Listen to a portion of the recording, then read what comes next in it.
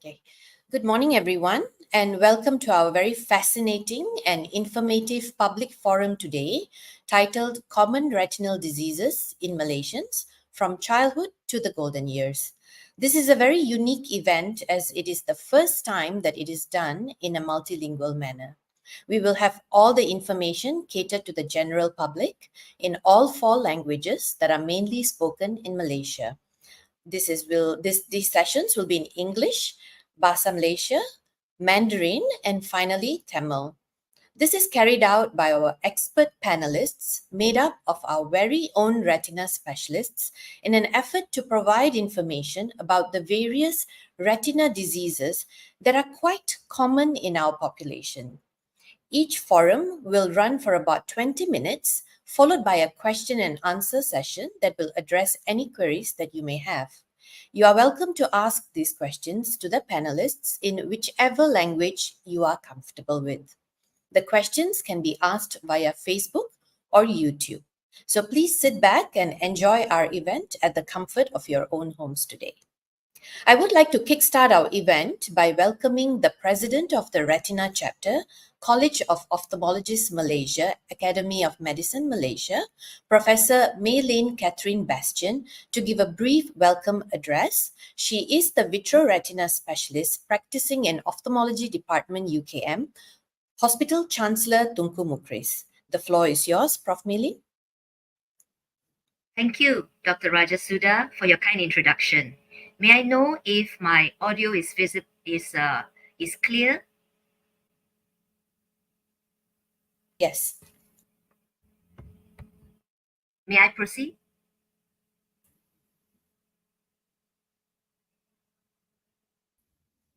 Apologies. May I know if I'm audible? Yes, you are audible, Prof. You can proceed. Thank you so much. So, Salam Sejahtera and a very good morning, ladies and gentlemen.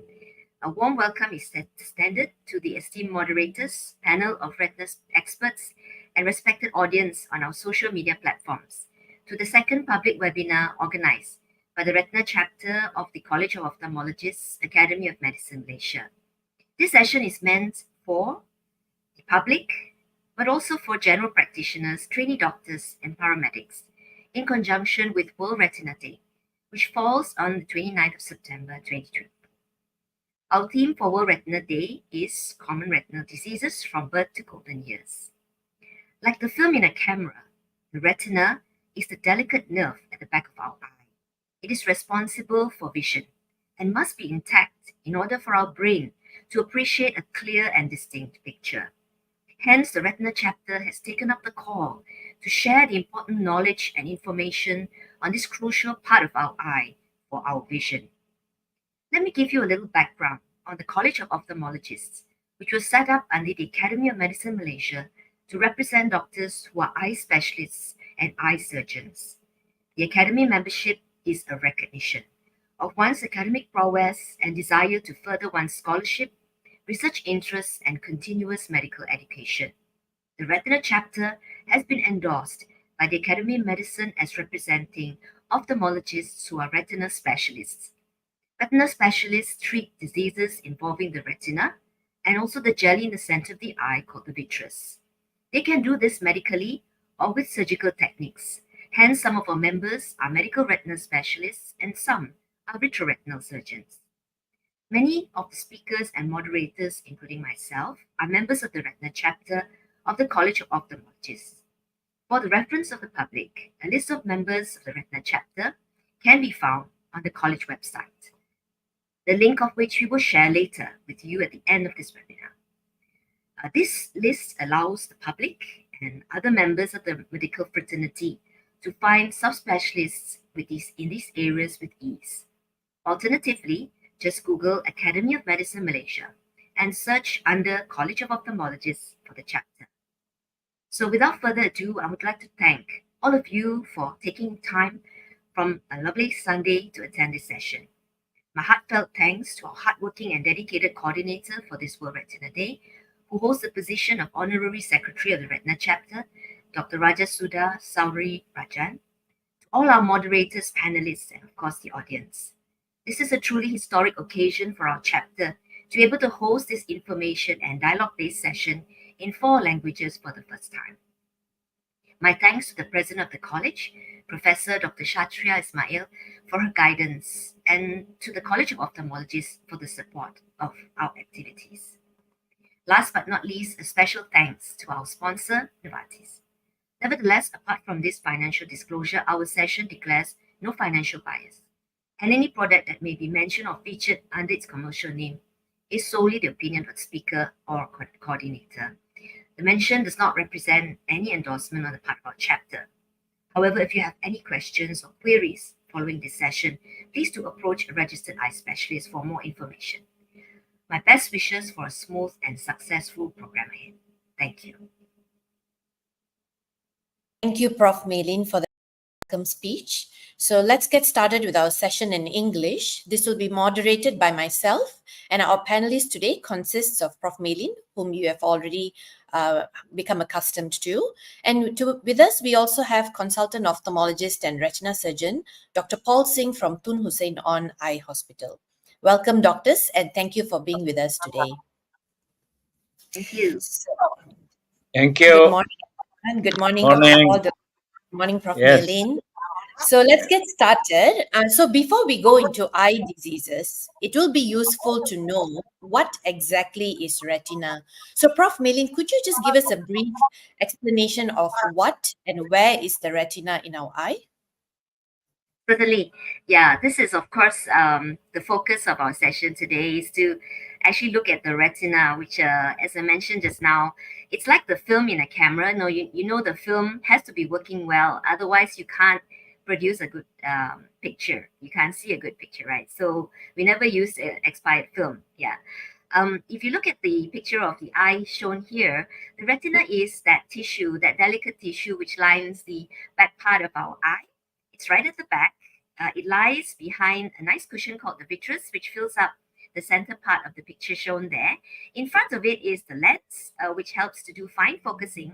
And in front of the lens is the cornea. So the retina is actually that delicate nerve tissue at the back. It's very sensitive to the light. And it comprises some very sensitive tissues. They're called photoreceptors. There are 2 types of photoreceptors in our retina, as shown on the right-hand side there. You see a long cell called the rod, which is actually very useful for nighttime, so we can see in the dark. And you have a cone tissue, which is responsible for the colored vision that you enjoy. And some people are born with deficiencies in the cones, so they have problems with their colored vision. As shown down below, you can be missing one type of cone or other. And you can see that we have three different types of cones. So the primary colors are shown there, and that is what gives us the color vision that we also enjoy. So the retina is really important. It's the first detector of the light that we see and helps our eyes to see the images that we enjoy. Yeah. That's lovely. And we know that some people may not even realize that they're colorblind because some of their rods and cones is not functioning. Okay. So, Dr. Paul, could you explain to us from the very beginning stages of birth, what are the common retinal conditions that may be present in a newborn baby? Yes, some common retinal conditions in the children.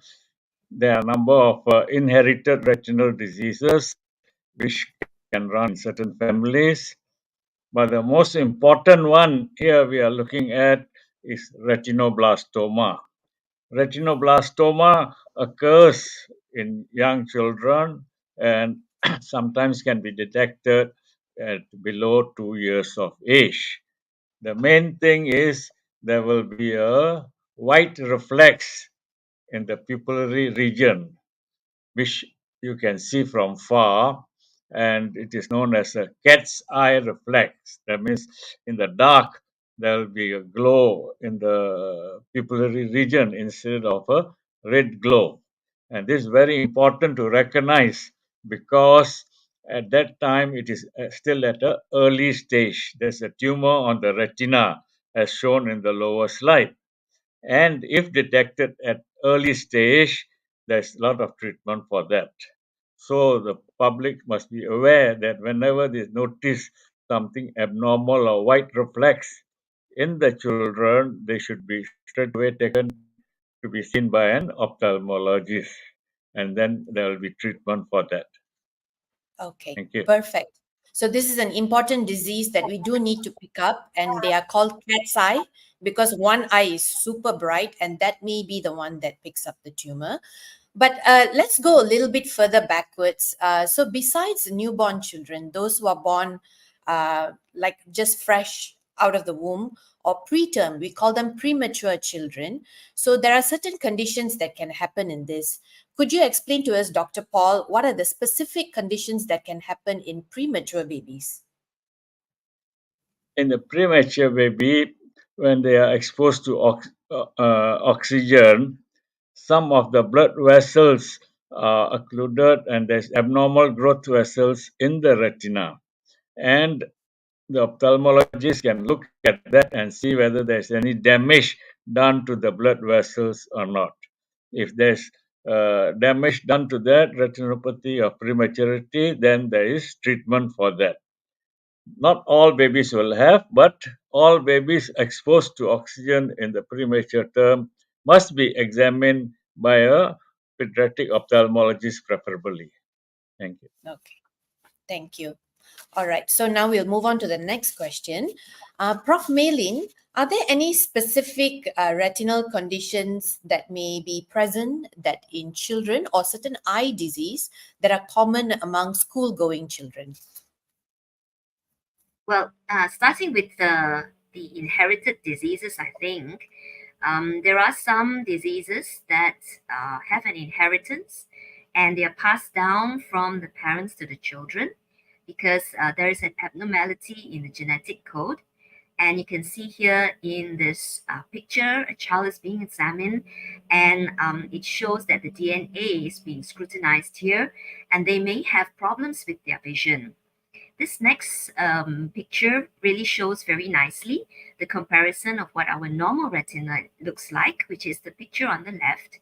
And it shows a normal optic nerve, which is the circular structure, on the left-hand side of the picture on the left, with a normal-looking macula in the center, which is part of the retina that is responsible for fine, high-resolution visual for all of us. And the red lines are representative of the vessel. So the picture on the right, however, you can see that there are some darkish spots in the retina shown there. And this is a condition called retinitis pigmentosa, which is known to have an inheritance pattern. So it is inherited from the parents who may be actually carrying a gene, but they are not expressing the disease yet.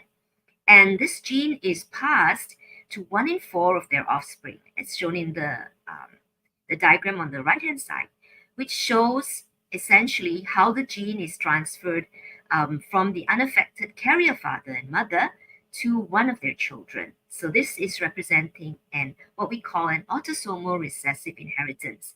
And two of the out of the four children are actually what they call unaffected or healthy carriers. But should they marry with a person who is carrying the gene again, then one of their children can have it. So you're having here an inheritance pattern. So this is how sometimes we have inherited diseases of the retina, such as retinitis pigmentosa. Perfect. Thank you. So maybe we can move on to the next slide. So there are other things that is also common in children, are there, Prof. Maylin, that we probably Yes, need to screen them for very early on? Could you explain yes, further we on that? do. Yeah. Yes, this is actually another condition which I think many of us can relate to. And we have seen amongst our friends people who wear spectacles and have been wearing spectacles from perhaps from their childhood, most commonly. The most common, what we call spectacle related condition, is called a refractive error, in which the eye actually is not able to focus the images on the retina. It has to do with the length of the eyeball. And the most common one is called myopia. We may be familiar with this as a short sighted condition. So, in other words, you can see things near, but you can't see things far unless you wear spectacles, contact lenses, or in some individuals, they may have gone for some surgical correction called refractive surgery, such as LASIK.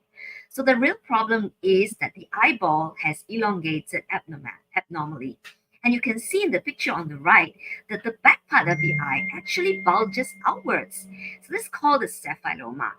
And this is really an abnormal condition for the eye and really stretches the eye wall to the extent that you can even have bleeding conditions as shown in the retina picture below, which shows a reddish spot right at the macula I mentioned earlier.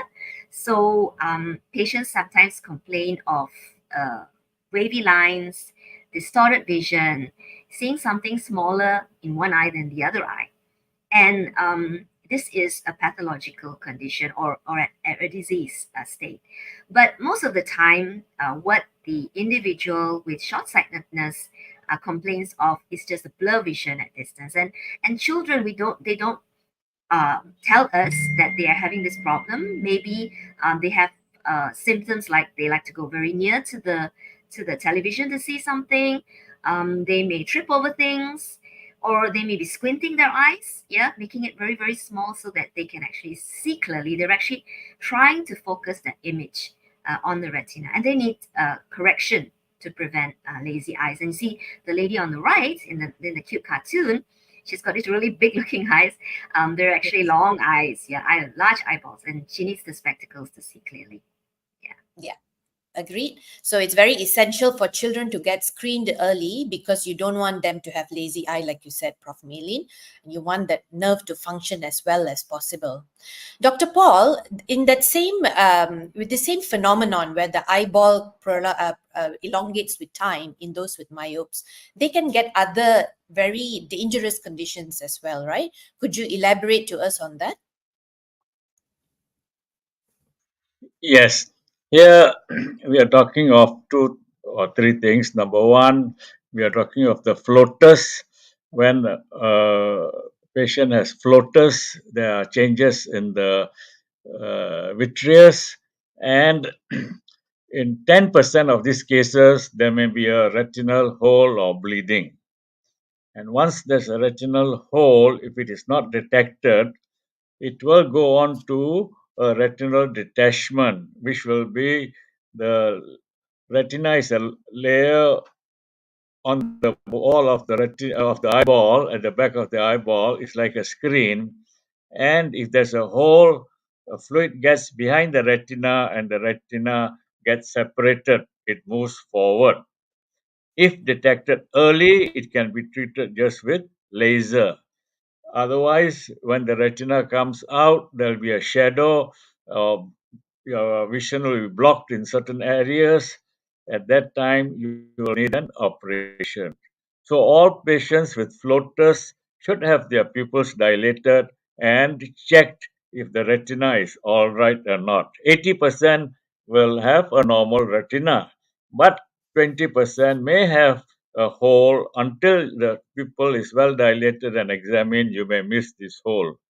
Some of these holes will go on to a retinal detachment, that means separation of the retina from the wall, and then you will end up with operation. And some of them come very late, and then there will be a problem on that. So we need to check all patients with floaters, and flashes are similar. There's also stimulation of the retina when the gel separates from the wall. Anybody with floaters, same like flashes, they have to be examined. Exactly. So Thank these you. could all herald dangerous signs, especially increase in floaters, suddenly cobwebs or mosquitoes in front of your eye, or flashes, which is like a camera flash that comes at the side, and sometimes even visual field defect that we don't notice certain things at certain portion of the eye. So these are all early signs that it could be a retinal detachment, and someone like Dr. Paul will be the surgeon to do the reattachment back of this retina. Okay, so Prof. Maylin, so when these patients come with all these symptoms, we as ophthalmologists have our ways to examine them. Could you perhaps illuminate the public what does an eye doctor do? Because the eye is such a small Mhm. organ. How do you actually examine and come to a conclusion or a diagnosis, perhaps? Yeah, that's something that may concern the public as well. Is it going to hurt? Is it going to involve anything that will cause discomfort, especially in children?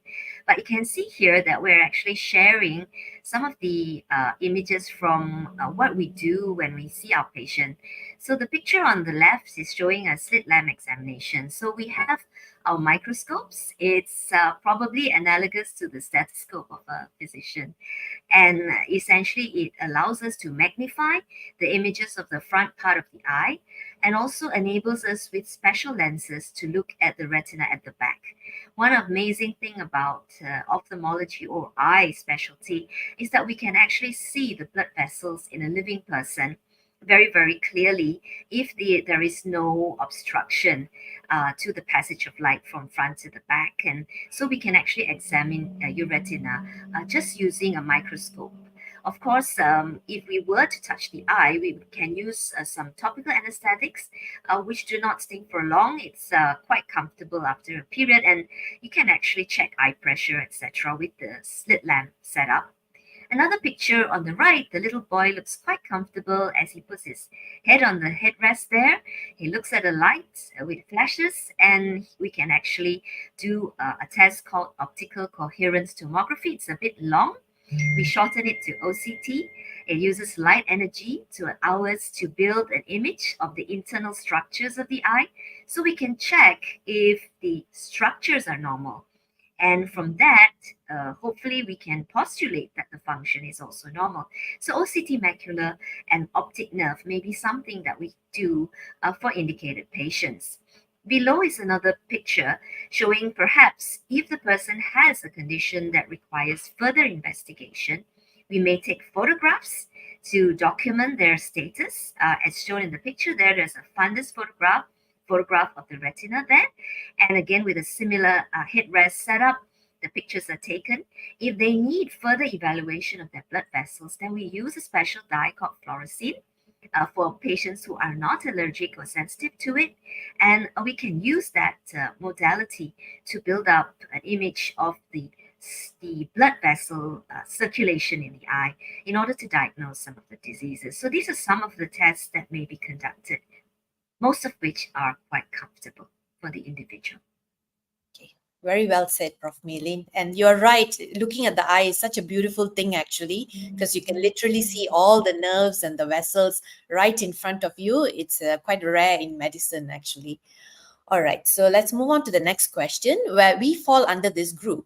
So, what are the common retinal diseases that may happen in a middle aged group? So, anyone that falls between 35 beyond, before the age of 60, perhaps. So what are the common diseases that can affect the retina in this group? Prof. Mili? Okay, so as we get older, quite a number of us actually develop conditions related to aging and lifestyle, perhaps. And one of them, I think everyone knows, is diabetes. Yeah, or kencing manis, yeah, in Malay. Well, diabetes is a condition where our body does not produce sufficient of levels of a hormone called insulin, and either that or our tissues become resistant to the insulin's effects. And this condition results in elevated levels of sugar in our or glucose in our blood. Uh, and this actually can lead to damage of the blood vessels all over the body. The medium to small size vessels start first, and the retina is not spared. As mentioned earlier on, those red lines are actually the blood vessels. We have arteries, we have veins in our retina, small sized ones, yeah. And when they're damaged by the elevated blood sugar levels over a long period of time, they can no longer carry the blood without leaking. And what you see here in the picture at the top of a abnormal looking retina, it's got a lot of red dots, which represent areas of bleeding into the retina. And you also see some yellowish dots there, which because the blood carries not only red blood cells, but it carries liquids, proteins, and fatty materials, and these can all leak into the delicate retina. Now, to see things very clearly, I think we can understand that the nerves need to be arranged in a very precise order. However, if these materials leak into the retina, that order is definitely disrupted, and the electrical transmissions are no longer in their correct position. And so the vision becomes distorted, and the tissues also are deprived of oxygen. And so that leads to an environment which promotes the growth of new blood vessels, which tend to bleed and leak. So diabetes is one of the conditions that can affect those in the middle age group. And this coupled with elevated blood pressure levels and high cholesterol levels will all lead to increased leakage and damage to the vessels. And so this is something that our audience need to be aware of. If you already know you have these diseases, you need to have your eye checkups at least once a year. And not having any symptoms does not mean there's no problem, because in the early stages you may not have any symptoms at all. So we do recommend that if you have diabetes, you need to be checked by your physician and referred to the eye doctors if necessary. And if you are not aware whether you even have these diseases, not having a family history is not always protective. Although having a family history means you are more likely you need to have it checked. So do Yeah. go for your annual checkups and take action if you do have any of these conditions to control them, and keep your appointments with both your physician as well as your eye doctors.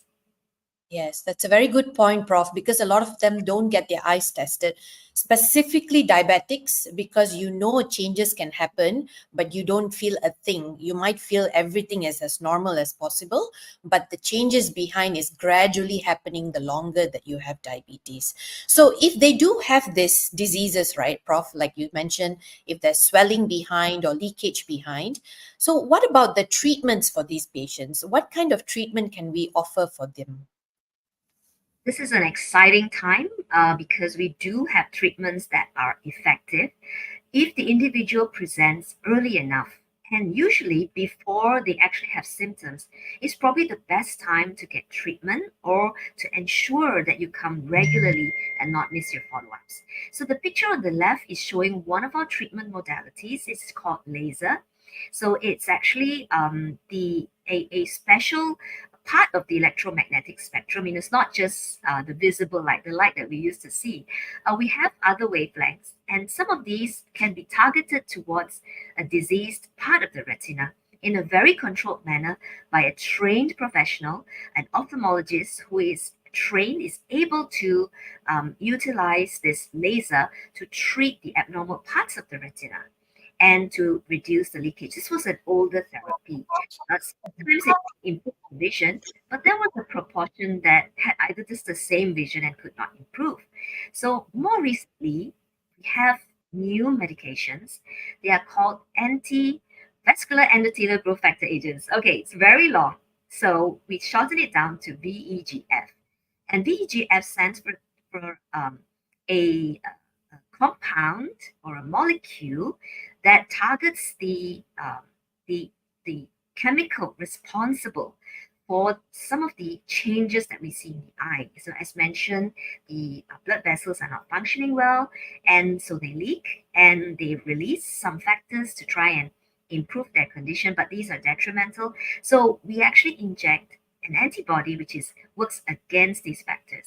So the anti-VEGF is injected through a very safe part in the eye.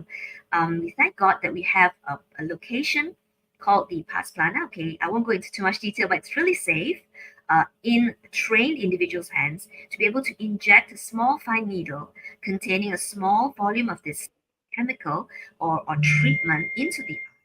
And this medication is able to reduce some of the leakage, promote a resolution of the swelling, and and now we also know that it helps to prevent or reduce the growth of new blood vessels in the eye. So this therapy needs to be given initially on a monthly basis, but as the Mhm. person responds and improves, and even in their vision, and also in the thickness of the retina as measured by our instruments, they will see an improvement and be able to enjoy many of the quality of life that they had before. And this can prevent vision loss. So this treatment is now new and what we can offer to our patients with the eye diseases that was related to diabetes mentioned earlier. True, true. And this injection is something that people fear because they fear a needle being stuck into their eye. Mm, But usually this yes. is done in a very safe manner with a lot of anesthetic drops that Yeah. sometimes you hardly even feel any pain. So it's not something to be so afraid of. And usually the people who administer this are trained professionals. It's Okay. very quick. Yes. Yeah. Yes, and It's it's very very fast. quick, Few less seconds. than a minute. Yes, exactly. Before Mm. you know it, it's already done. All right. And then, okay, Dr. Paul, let's move on to you. Besides these diseases that can happen in middle age, as we keep aging, there are other things that starts to age behind our retina as well. Could you elaborate further? What are the specific conditions that can happen in an age-related eye? Yes, there's another group of diseases in the older age group, which is known as age related macular degeneration. And when these people get this age related macular degeneration, there is a distortion of vision in the center point. Mhm, The side they can see, but the center they see, initially things appear crooked, and then there will be a dark shadow in the center. And it affects mainly the reading vision. The patient may be able to see on the side, but reading vision will be affected. In fact, the commonest cause of blindness, reading blindness, is age related macular degeneration. mhm, And this can be detected by doing the examinations like for the retina, which we have mentioned earlier, fundus examination, OCT, and sometimes the fluorescent dye injection to look at the type of macular degeneration you have. There mhm, are two types. One is the dry type, and one is the wet type. Dry type, there's not much treatment at all other than taking some antioxidant vitamins. The wet type, when it starts leaking, that is the time to start treating them. Otherwise, it can cause bleeding and it can cause more distortion. Sometimes we give you the Emsler chart, the grid chart, where you can see the distortion in the center and monitor the shadow with that. Once you have leaking or blood bleeding in the center, the standard treatment nowadays is anti-VEGF injections. There are a number of injections available which can be given either monthly initially, and then there are some which goes to 6 weeks, 8 weeks, or even 3 monthly or more. But Mhm. many of them can be controlled when it's done early. Mhm. If the leaking and the bleeding is stopped, the scar may be very small and your vision may be preserved. But if the bleeding has caused a big scar in the center, there's not much you can do to remove that scar. So it's better to treat these people aggressively early so that the bleeding or the leaking can be stopped and the scar minimized. And we always give them antioxidants. There are few on the market which can be used, and this does protect the other eye. It will not have any much benefit for the affected eye, but the second eye can be affected, and they are proven that if they are on these vitamins for some time, the second eye may not be affected. But regular examinations are important. The big problem here is they are old age people. There's difficulty for them to come to the checkups, and Mhm. it's a big burden for the children to bring them every what initially every month, then 6 weeks, then maybe 3 monthly, and sometimes the the lesion is quiet for a few years. It can reactivate again. So Mhm. regular checkup for these people with age-related macular degeneration is very important, and Yeah. it costs you to have repeated injections in many of them. Yes, Thank you. agreed, Dr. Paul. And in fact, I feel now at least we have treatment to reverse the potential blindness that can come with age related macular degeneration, because at one point we never had this modality of treatment. So if you were diagnosed with age related macular degeneration, you are just left with the deteriorating vision. So there's a lot of benefits that comes from detecting it early and getting on top of it as early as possible. Okay, so we'll move on to the next question, Prof. Milin. Besides all the retinal conditions that we have mentioned beforehand, do you think there are other things that can perhaps affect our retina that we may not be quite aware about? Yeah, that's a good question because we've seen that some occur due to early birth, and then you see some occur due to perhaps environmental factors, aging, yeah, and degenerations. Yeah, so and inherited conditions. So now there are also infections. So infections means with infectious agents such as bacteria, fungus, or virus. Unfortunately, yes, we can also have infections affecting our retina. So here we're showing our perhaps one of our favorite pets is the cat. Um, well, the cat itself is actually an innocent carrier for infections. Yeah, so we love our cats, but we really have to be careful not to be inadvertently scratched by them, to get treatment. I mean, clean up the wounds, etc. To really handle the feces or the waste in an appropriate manner, to not allow our children to inadvertently consume any of these parts, because um, they actually carry various infectious agents. And the picture below actually shows an agent called Toxoplasma gondii.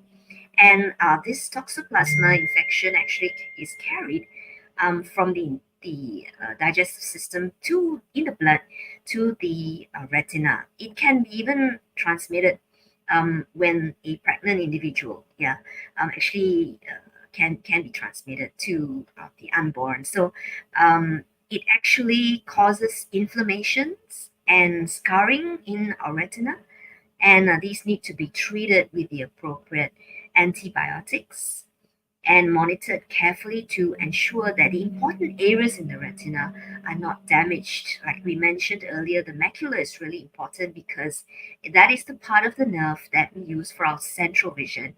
And you can see that little white spot that is shown in the picture below, it's really close, and it's also involving an important blood vessel there. So these really need to be treated. Patients often complain of floating objects. So as Dr. Paul mentioned earlier, when you do have floaters, I mean, one cause is retinal tear and retinal detachment, but you can also be having an infection, and this really needs to be checked out and the appropriate treatment given. The other picture there shows a viral infection on the skin. This is commonly a herpes infection, and or it could even be a varicella, like a chickenpox type. So all these actually, unfortunately, also can affect the retina and cause various types of inflammation involving the retina that can ultimately result in a tear opening the retina, that you can even get a retina detachment from infective causes as well. And all these need to be treated by an experienced eye specialist who will give the appropriate antivirals, antibiotics, or even antifungals, depending on the agent that is responsible. Tests will need to be done using the investigative modalities that we shared earlier on. True. And these diseases usually they will have some form of symptoms. They can also have floaters, exactly like what we've mentioned before, and some drop in vision, etc. So thanks, Prof. Melin, for that very illuminating answer for that. So to wrap it up, perhaps we can ask you, Prof. Melin, again. How do we take care of the eye in general, just to have a good eye health care? What can we do? What are the steps that we can take? Well, essentially for ourselves, we need to keep ourselves healthy. So practicing a healthy lifestyle, a good diet combined with exercise, management of stress, getting enough sleep, yeah, and also going outdoors with the relevant protection. We do need sunlight for vitamin D, but we also need to protect our retinas and our lenses by wearing sunglasses if it's very, very bright, or wearing a hat when the sun is extremely strong in the midday. So these are the ways we can protect our eye. And of course, not introducing stressful environments to our cells, for example, smoking. So this would be a risk factor for the age-related diseases that was mentioned earlier by Dr. Paul. So I think by doing that is some of the things that we can actively do. Apart from that, in terms of starting with children, one of the things that we have found to be protective against short-sightedness will be spending enough time outdoors. So short-sightedness is related to spending too much time indoors looking at something near to you. A typical example will be if you use your handphone or the tablet. The children should not be allowed to do this for too long. They need to take breaks. Even adults do, otherwise we get computer strain syndrome, right? So you need to spend 20 minutes only on the gadget, and then another 20 minutes looking at something far away, and at 20 feet away, yeah, for 20 seconds. And do this whenever you're doing your work, and try and get the children to go outside, because sun exposure was found, or outdoor time is found to be protective against this short sightedness development. Of course, if two parents have it, then this would be something you'd have to consider. Your child needs to have an eye checkup as well, especially when they're about to enter school time. I think for adults, once a year, we should check for all those lifestyle related diseases like diabetes, high blood pressure, and high cholesterol. Of course, watching our diet as well to ensure that it is rich in fruits and vegetables, which carry these high levels of antioxidants. And that can help to stem and or delay the development of age-related macular degeneration, among other things. And I think above the age of 50, at least it's a year, we should have all these checked out. And if there Yes. is any problem detected, then seeing an eye professional for the diseases that are known to cause eye problems, such as the diabetes, yeah. And if we have very high levels of short-sightedness and we develop new symptoms, this one is again an indication to get a checkup. And I think these are some of the things that we can do to ensure that our eyes are healthy from childhood to the golden years. Can I just make one point as well? There is a lot of information going out there regarding miracle treatments, Yeah. super teas, superfoods that are expected to cure every single eye disease that you find. Hmm. And there are even testimonies given out there. I think the public needs to be extremely careful. Something that is too good to be true probably is.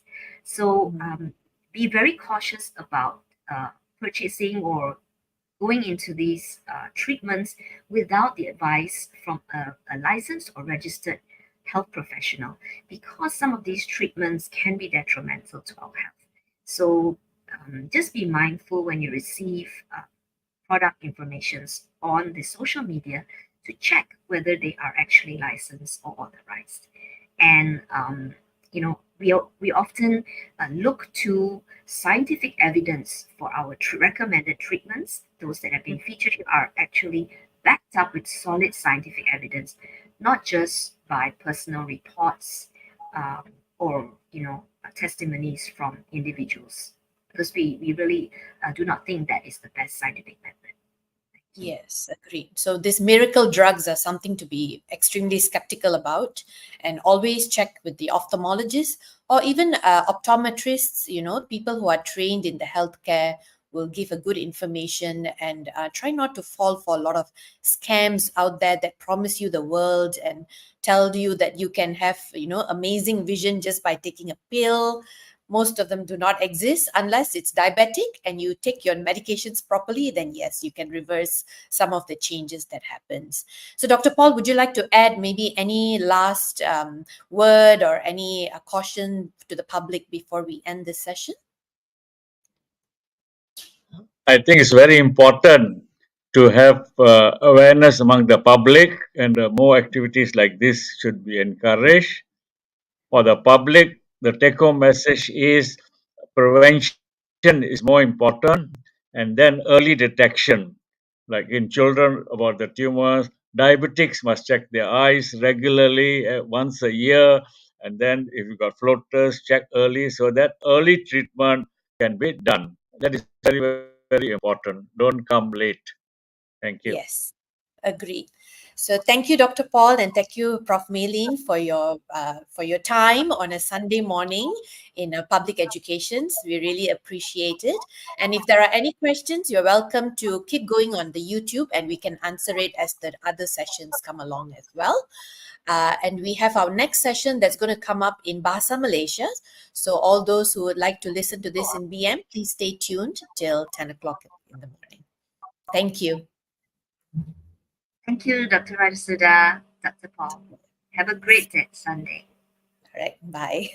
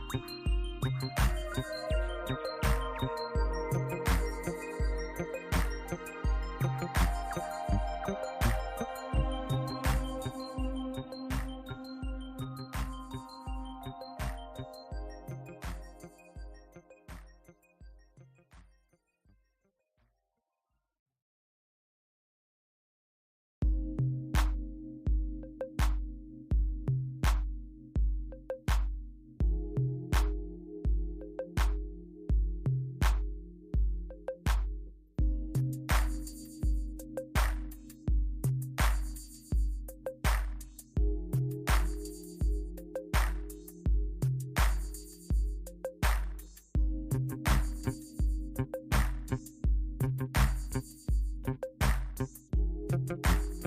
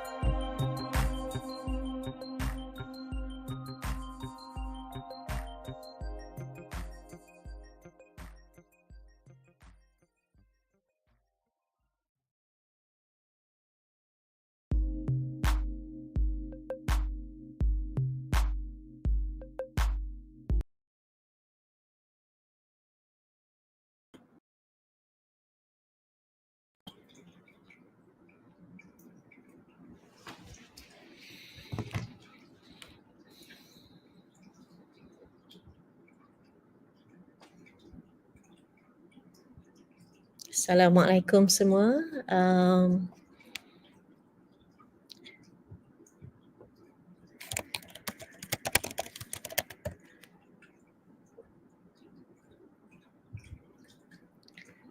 Sekarang kita berada di sesi bahasa Melayu untuk tajuk perbincangan penyakit-penyakit retina di kalangan pesakit di kalangan rakyat Malaysia daripada lahir hingga ke peringkat usia tua.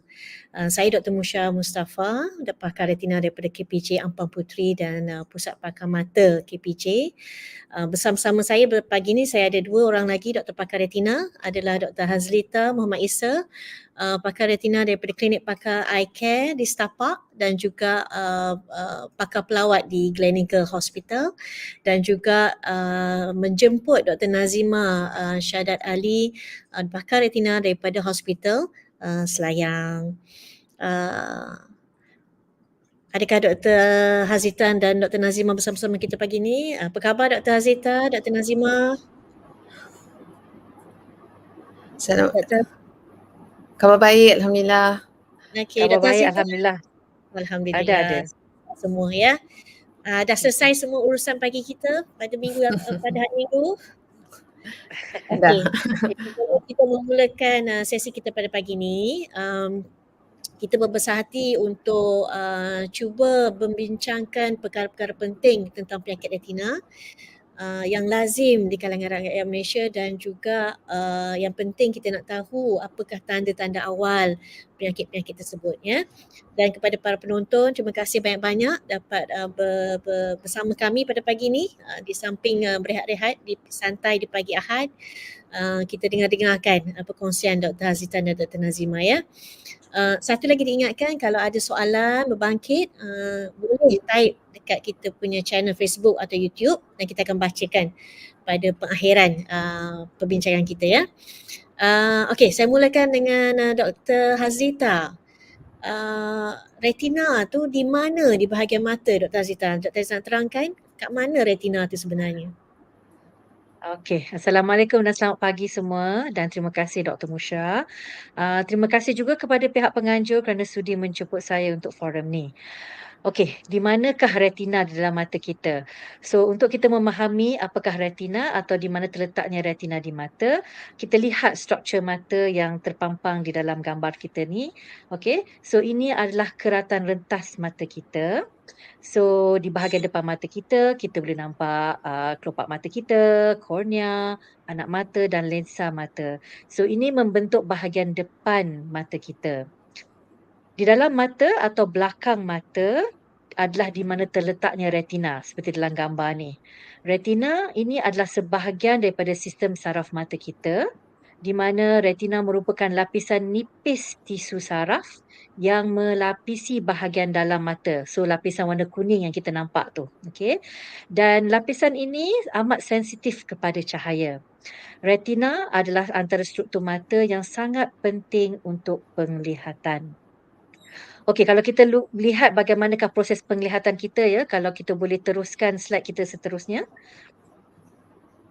Okey, secara amnya untuk penglihatan, cahaya daripada objek yang kita sedang lihat akan masuk ke mata dan perlu sampai ke lapisan retina di dalam mata. Seperti dalam pergerakan ini ya. Dan cahaya itu akan dibawa oleh sistem saraf mata kita ke otak untuk kita interpretasi apa yang kita lihat. Jadi jika berlaku sebarang kerosakan pada lapisan saraf mata ataupun saraf retina ini, penglihatan kita akan kabur atau buta. Okey, so kalau kita lihat seterusnya, okey, so ini adalah kalau keadaan retina kita normal, jadi penglihatan kita bagus, okey, kita nampak cahaya terang, okey, objek tu terang. Tetapi jikalau ada kerosakan pada lapisan retina kita, okey, seperti ini, okey, jadi penglihatan kita akan kabur dan garisan lurus boleh nampak bengkang-bengkok. Okey. So, penyakit retina sebenarnya kebanyakan antara kalangan kita doktor-doktor mata dan mungkin Dr. Nazima, Dr. Musya setuju ya. Kita selalunya nampak kebanyakannya penyakit retina ni berlaku di kalangan pesakit-pesakit dewasa. Tetapi sebenarnya kalangan kanak-kanak juga boleh mengalami penyakit retina. So, mungkin Dr. Nazima boleh mengkongsikan sedikit beberapa penyakit retina yang boleh berlaku di kalangan kanak-kanak? Dr. Okey. Nazima? Ya, terima kasih Dr. Hazlita, Dr. Musya. Selamat pagi. Assalamualaikum semua. Jadi kita ke slide seterusnya. Saya ingin berkongsi tentang masalah retina yang boleh berlaku di kalangan bayi sehingga kanak-kanak. Seperti yang tertera pada gambar ni adalah seorang bayi yang mengalami kelahiran pramatang, mengalami masalah di matanya. Bayi pramatang atau tak cukup bulan ni biasanya bayi yang lahir awal daripada tarikh yang sepatutnya 30 minggu ke bawah atau berat kelahiran 1.75 kilo. Bayi-bayi ni berisiko untuk mendapat masalah pada retina mereka, penyakit yang kita panggil ROP iaitu retinopathy of prematurity. Penyakit ini menyebabkan pembentukan saluran darah yang abnormal dan boleh mengakibatkan masalah kerana pembentukan retina berlaku di dalam kandungan sehingga usia 40 minggu iaitu 9 bulan 10 hari ya. Jadi bayi-bayi yang lahir tak cukup bulan ni salur darah dia belum terbentuk dengan sempurna. Jadi berisiko untuk mengalami pendarahan dan pembentukan yang abnormal.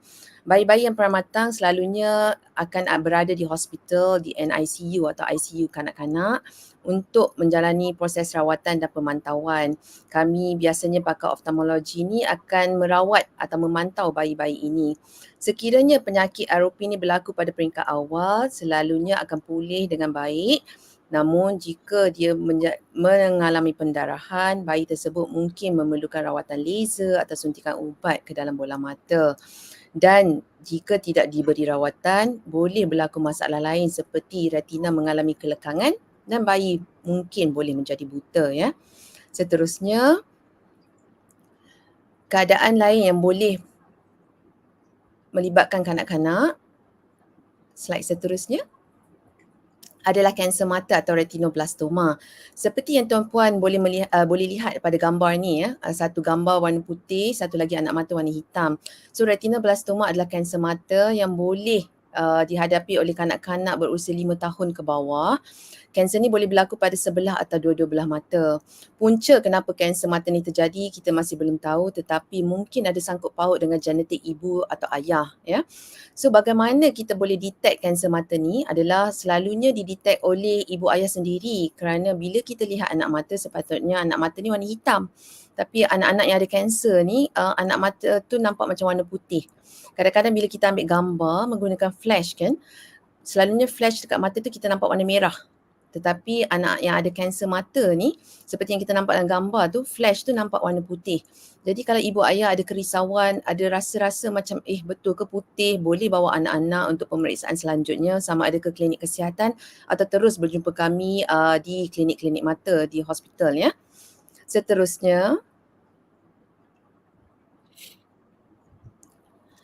penyakit keturunan atau penyakit mata bersangkut paut dengan keturunan ya, boleh juga melibatkan bahagian retina. Selalu kita dengar pasal rabun warna. Rabun warna juga merupakan salah satu penyakit keturunan yang boleh berlaku pada kanak-kanak apabila masalah genetik ni berlaku melibatkan ibu atau ayah, selalunya ayah kerana dia melibatkan kromosom tertentu. Dan pada gambar ni kita ada tunjukkan penyakit retinitis pigmentosa. Penyakit ni melibatkan retina dan menyebabkan kerosakan berlaku pada retina.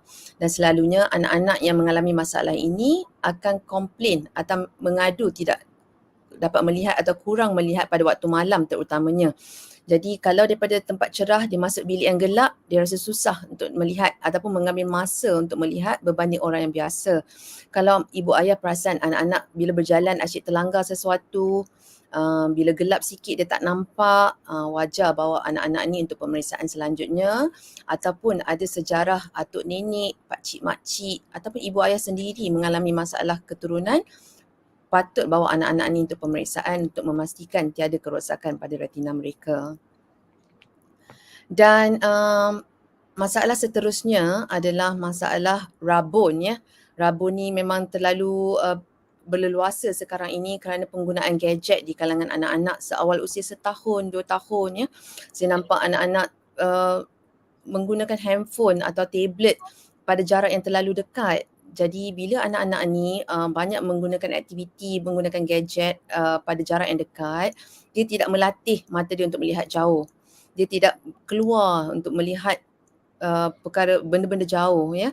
Jadi mengakibatkan rabun jauh berlaku pada usia yang terlalu muda, dan bila ini berlaku pada usia kanak-kanak terlalu muda, bila mereka membesar, rabun ni dia akan menjadi lebih teruk dan menyebabkan perubahan pada bola mata dan mengakibatkan masalah-masalah yang lain.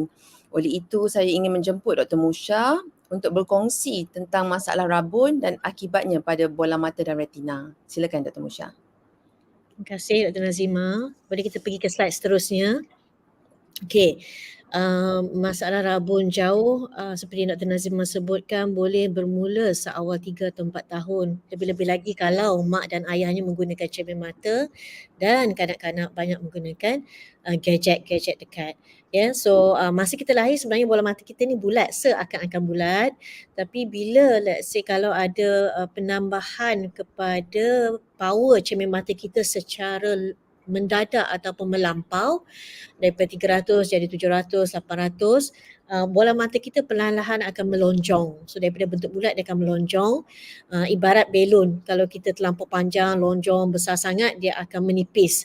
So sama dengan berlaku dengan retina, lapisan urat di dalam mata dia akan menipis dengan peningkatan usia. Apa yang akan berlaku, dua perkara paling penting yang boleh membawa kepada kebutaan adalah di mana seperti gambar kita ternampak slide tu yang belah kiri bawah tu, boleh ada pendarahan pada pusat penglihatan kita. Bila ada perubahan pada struktur dalam mata menyebabkan pertumbuhan salur darah yang tidak sihat di dalam lapisan urat retina. Perkara ini boleh dielakkan jika kita mengambil langkah-langkah awal pada usia pertumbuhan kanak-kanak tersebut supaya kita dapat mengelakkan perkara ini berlaku. Satu. Nombor dua, jika sudah ada rabun jauh yang tinggi, pastikan mendapat saringan sentiasa walaupun penglihatan baik ya. Now, risiko seterusnya adalah boleh kita pergi slide seterusnya. Adalah kita panggil retinal detachment ataupun urat yang lekang. Maksud urat yang lekang ni kita boleh imajinasi kita seperti kertas dinding yang tercabut daripada dinding ya. Dia tercabut lapisan tu. Tanda-tanda awal adalah di mana pesakit akan melihat flashes of light. Bila kita gerakkan mata kiri dan kanan, especially dalam keadaan gelap, kita akan perasan ada flash-flash lampu terhasil dalam ruang pandangan kita. Dan seterusnya, langkah seterusnya pesakit akan melihat seperti ada benda titik nyamuk ataupun banyak benda terapung dalam ruang pandangan. Itu adalah tanda-tanda awal berlaku kerosakan ataupun koyak pada retina. Kalau ada tanda-tanda tu, cepat-cepat jumpa doktor mata, dapatkan saringan dan pastikan kita boleh rawat peringkat awal tanpa melakukan apa-apa pembedahan pun ya. Tapi jika tidak dirawat, dibiarkan, berkemungkinan urat akan lekang dan pada tak kala ini rawatan lain tidak akan berkesan melainkan pembedahan ya. Urat lekang ni masalah kecemasan dalam mata di mana kalau kita dapat kes tu kita cepat-cepat nak kena rawat, tak boleh tunggu, bukan macam katarak, sebab ini adalah menyebabkan kebutaan kekal ya yang sangat cepat. Mari kita tengok slide seterusnya. Seterusnya saya nak jemput Dr. Azita pula bercerita tentang masalah penyakit tiga serangkai dan juga masalah retina. Ini pun sangat-sangat lazim di kalangan masyarakat kita. Dr. Azita.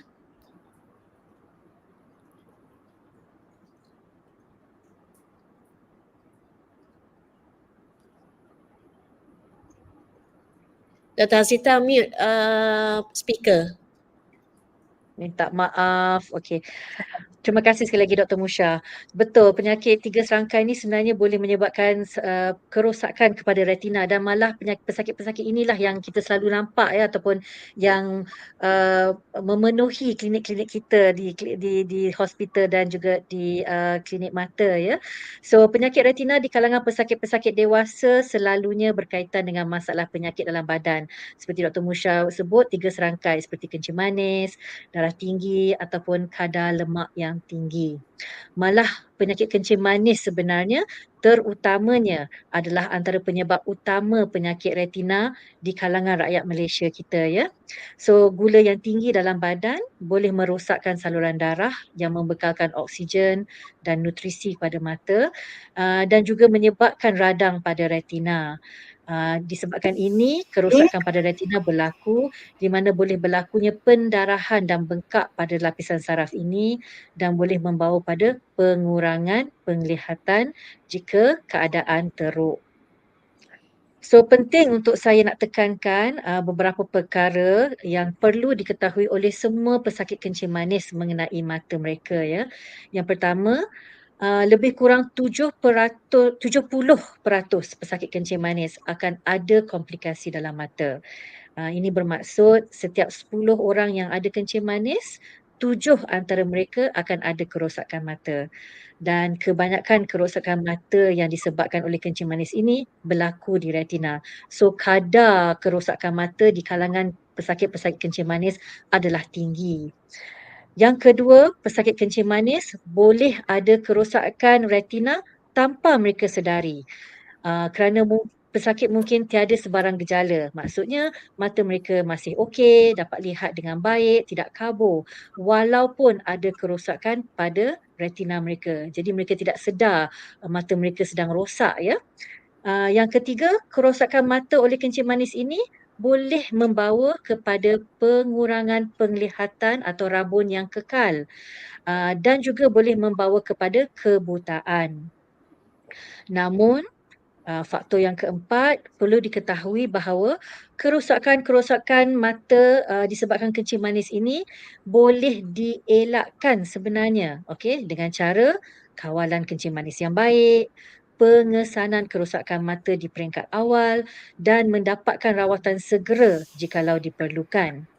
Oleh itu, poin yang kelima dan yang amat penting, oleh kerana retina ini, kerosakan retina ini boleh berlaku tanpa disedari, untuk semua pesakit kencing manis, kami wajibkan mendapatkan pemeriksaan saringan mata sekurang-kurangnya setahun sekali oleh pakar mata walaupun penglihatan anda masih bagus dan walaupun kawalan kencing manis anda baik. Okey, selain daripada kencing manis, penyakit-penyakit lain seperti yang kita sebutkan tadi seperti darah tinggi, tahap kolesterol yang tinggi juga boleh menyebabkan kerosakan kepada retina ya. Penyakit-penyakit ini boleh menyebabkan saluran darah ke mata tersumbat dan merosakkan retina. Ala-ala kita dapat stroke atau angin ahmar dalam mata. Oleh itu, kawalan darah tinggi dan kolesterol yang baik penting untuk kesihatan mata juga. Kesemua penyakit-penyakit ini boleh dirawat dan kita rawat dengan kaedah suntikan. Kita boleh teruskan ke slide yang seterusnya. Suntikan ubat dalam mata ataupun laser. Tapi sebenarnya kami pakar-pakar retina ni saya rasa Dr. Nazima dan Dr. Musha setuju ya, kalau boleh tak mau buat rawatan kalau boleh ya. Dan kalau boleh kita nak elakkan rawatan dan hanya sarankan pencegahan di mana ia lebih bermanfaat kepada pesakit-pesakit dan juga kepada kesihatan mata. Okey, slide seterusnya. Satu lagi penyakit yang sering kita lihat di kalangan pesakit-pesakit dewasa adalah kerosakan makula disebabkan penuaan ataupun age macular degeneration dalam bahasa Inggeris, AMD singkatannya ya. So makula adalah sebahagian dari retina. Ia adalah titik penglihatan tengah retina yang bertanggungjawab untuk penglihatan tengah kita. Dia menolong kita untuk membaca dan di situ juga berlakunya untuk kita melihat warna-warna. So melihat warna membaca berlaku di bahagian macula. So kerosakan di macula akan menyebabkan gangguan penglihatan seperti garisan yang lurus nampak bengkak-bengkok seperti dalam gambar kita ni. So benda-benda objek-objek yang lurus kita nampak bengkok-bengkok ataupun kelihatan titik hitam di bahagian pertengahan penglihatan seperti dalam jam tu, okey, atau kita namakan skotoma ataupun bahagian tengah penglihatan nampak kabur, okey. Jadi kita ada masalah untuk membaca dan sebagainya. So penyakit AMD ni kalau kita teruskan kita punya slide terbahagi kepada dua jenis ya. Yang pertama ialah AMD kering ataupun dry AMD. Okey, di dry AMD di bahagian tengah retina kita ni dia terhakis dan menipis dari masa ke semasa. Okey. Jadi mata akan kabur disebabkan saraf mata kita di bahagian tengah tu menjadi nipis ataupun terhakis atau rosak lah secara amnya.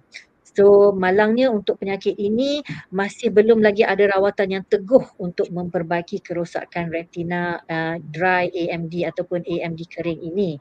Okey. Yang kedua ialah AMD basah atau wet AMD. Dalam penyakit ini berlakunya pendarahan dan bengkak di bawah lapisan retina di bahagian makula ini. So kalau ini berlaku penglihatan tengah tu nampak hitam atau bingkang-bingkuk ataupun kabur. Okay. Ini adalah jenis AMD yang sering berlaku atau banyak berlaku di Malaysia. So untuk penyakit AMD basah ini rawatan adalah dengan cara suntikan ubat dalam mata. Selalunya insya-Allah jika rawatan dilakukan di peringkat awal atau segera, penglihatan boleh dibaik pulih atau bertambah baik selepas rawatan.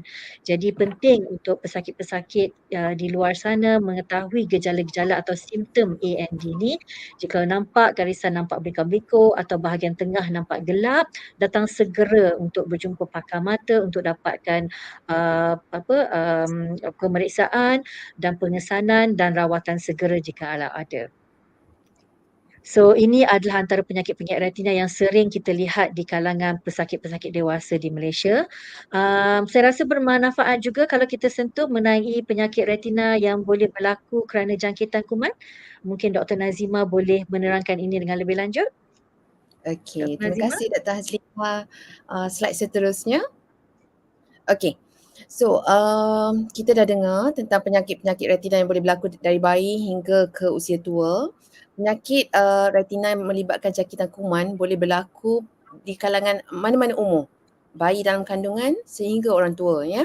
So gambar pertama yang kita nampak kucing dan gambar di bawahnya tu adalah jangkitan kuman kucing ke dalam mata dipanggil toxoplasmosis. Penyakit ini boleh berlaku pada bayi di dalam kandungan jika ibu yang mengandung itu membawa kuman toxoplasmosis semasa mengandung dan mengakibatkan jangkitan kuman tersebut pada bayi dalam kandungan.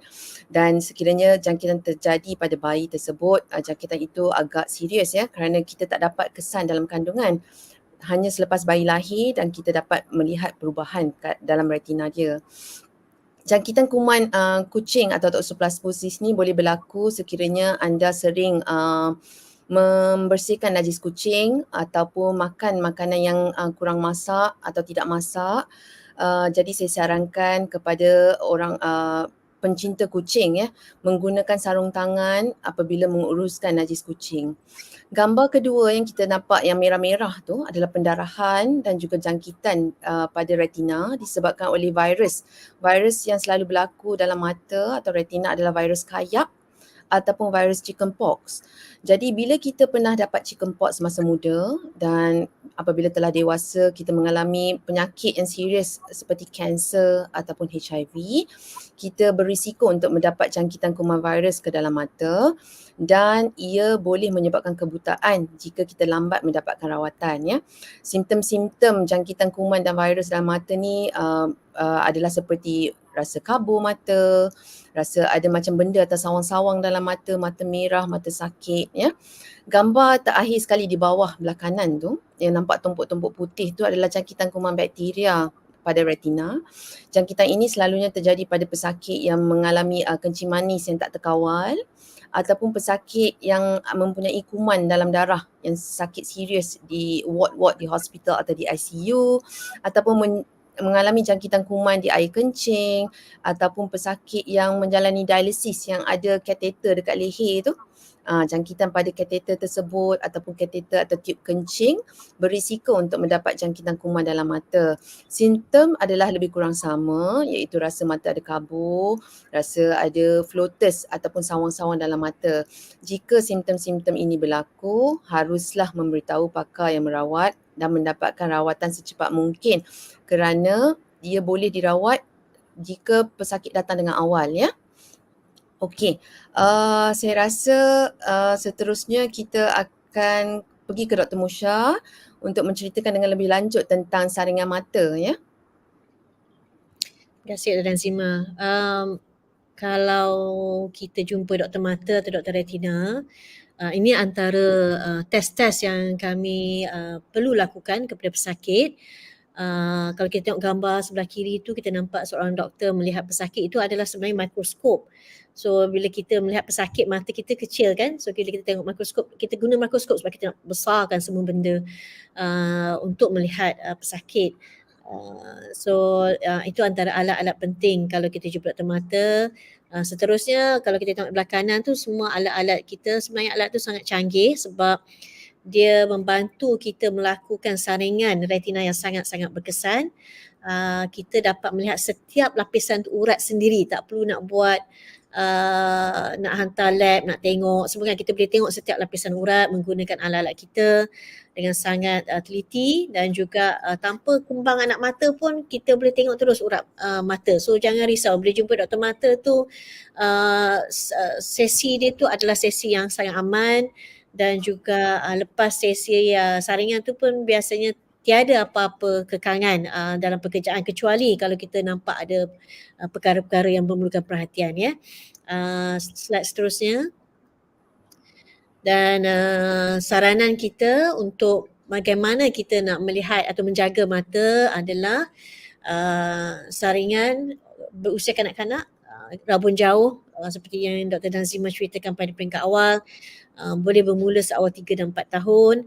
Lebih-lebih lagi kalau mak dan ayah menggunakan cermin mata, so kita saring anak-anak kita awal sebelum masuk tadika dan sebelum masuk darjah 1. Kalau boleh masa sebelum masuk tadika tu dah kita saring siap-siap. Sama ada pergi ke klinik pakar retina atau klinik pakar mata terdekat, tak perlu pakar retina, pakar mata terdekat, ataupun optometris terdekat ya. Pastikan pandangan setiap mata perlu 20-20. Perlu setiap mata perlu cantik. Bagi yang berusia 18 hingga 40 tahun, dapatkan saringan. Saringan maksudnya kita pergi cek mata walaupun pandangan kita baik. Kita rasa pandangan kita baik ya. Sebab banyak penyakit yang kita panggil silent cause of blindness. So kita perlu saring supaya kita dapat detect awal. Umur 50 ke atas memang kita sarankan setiap tahun dapat saringan retina walaupun tidak ada kencing manis dan darah tinggi.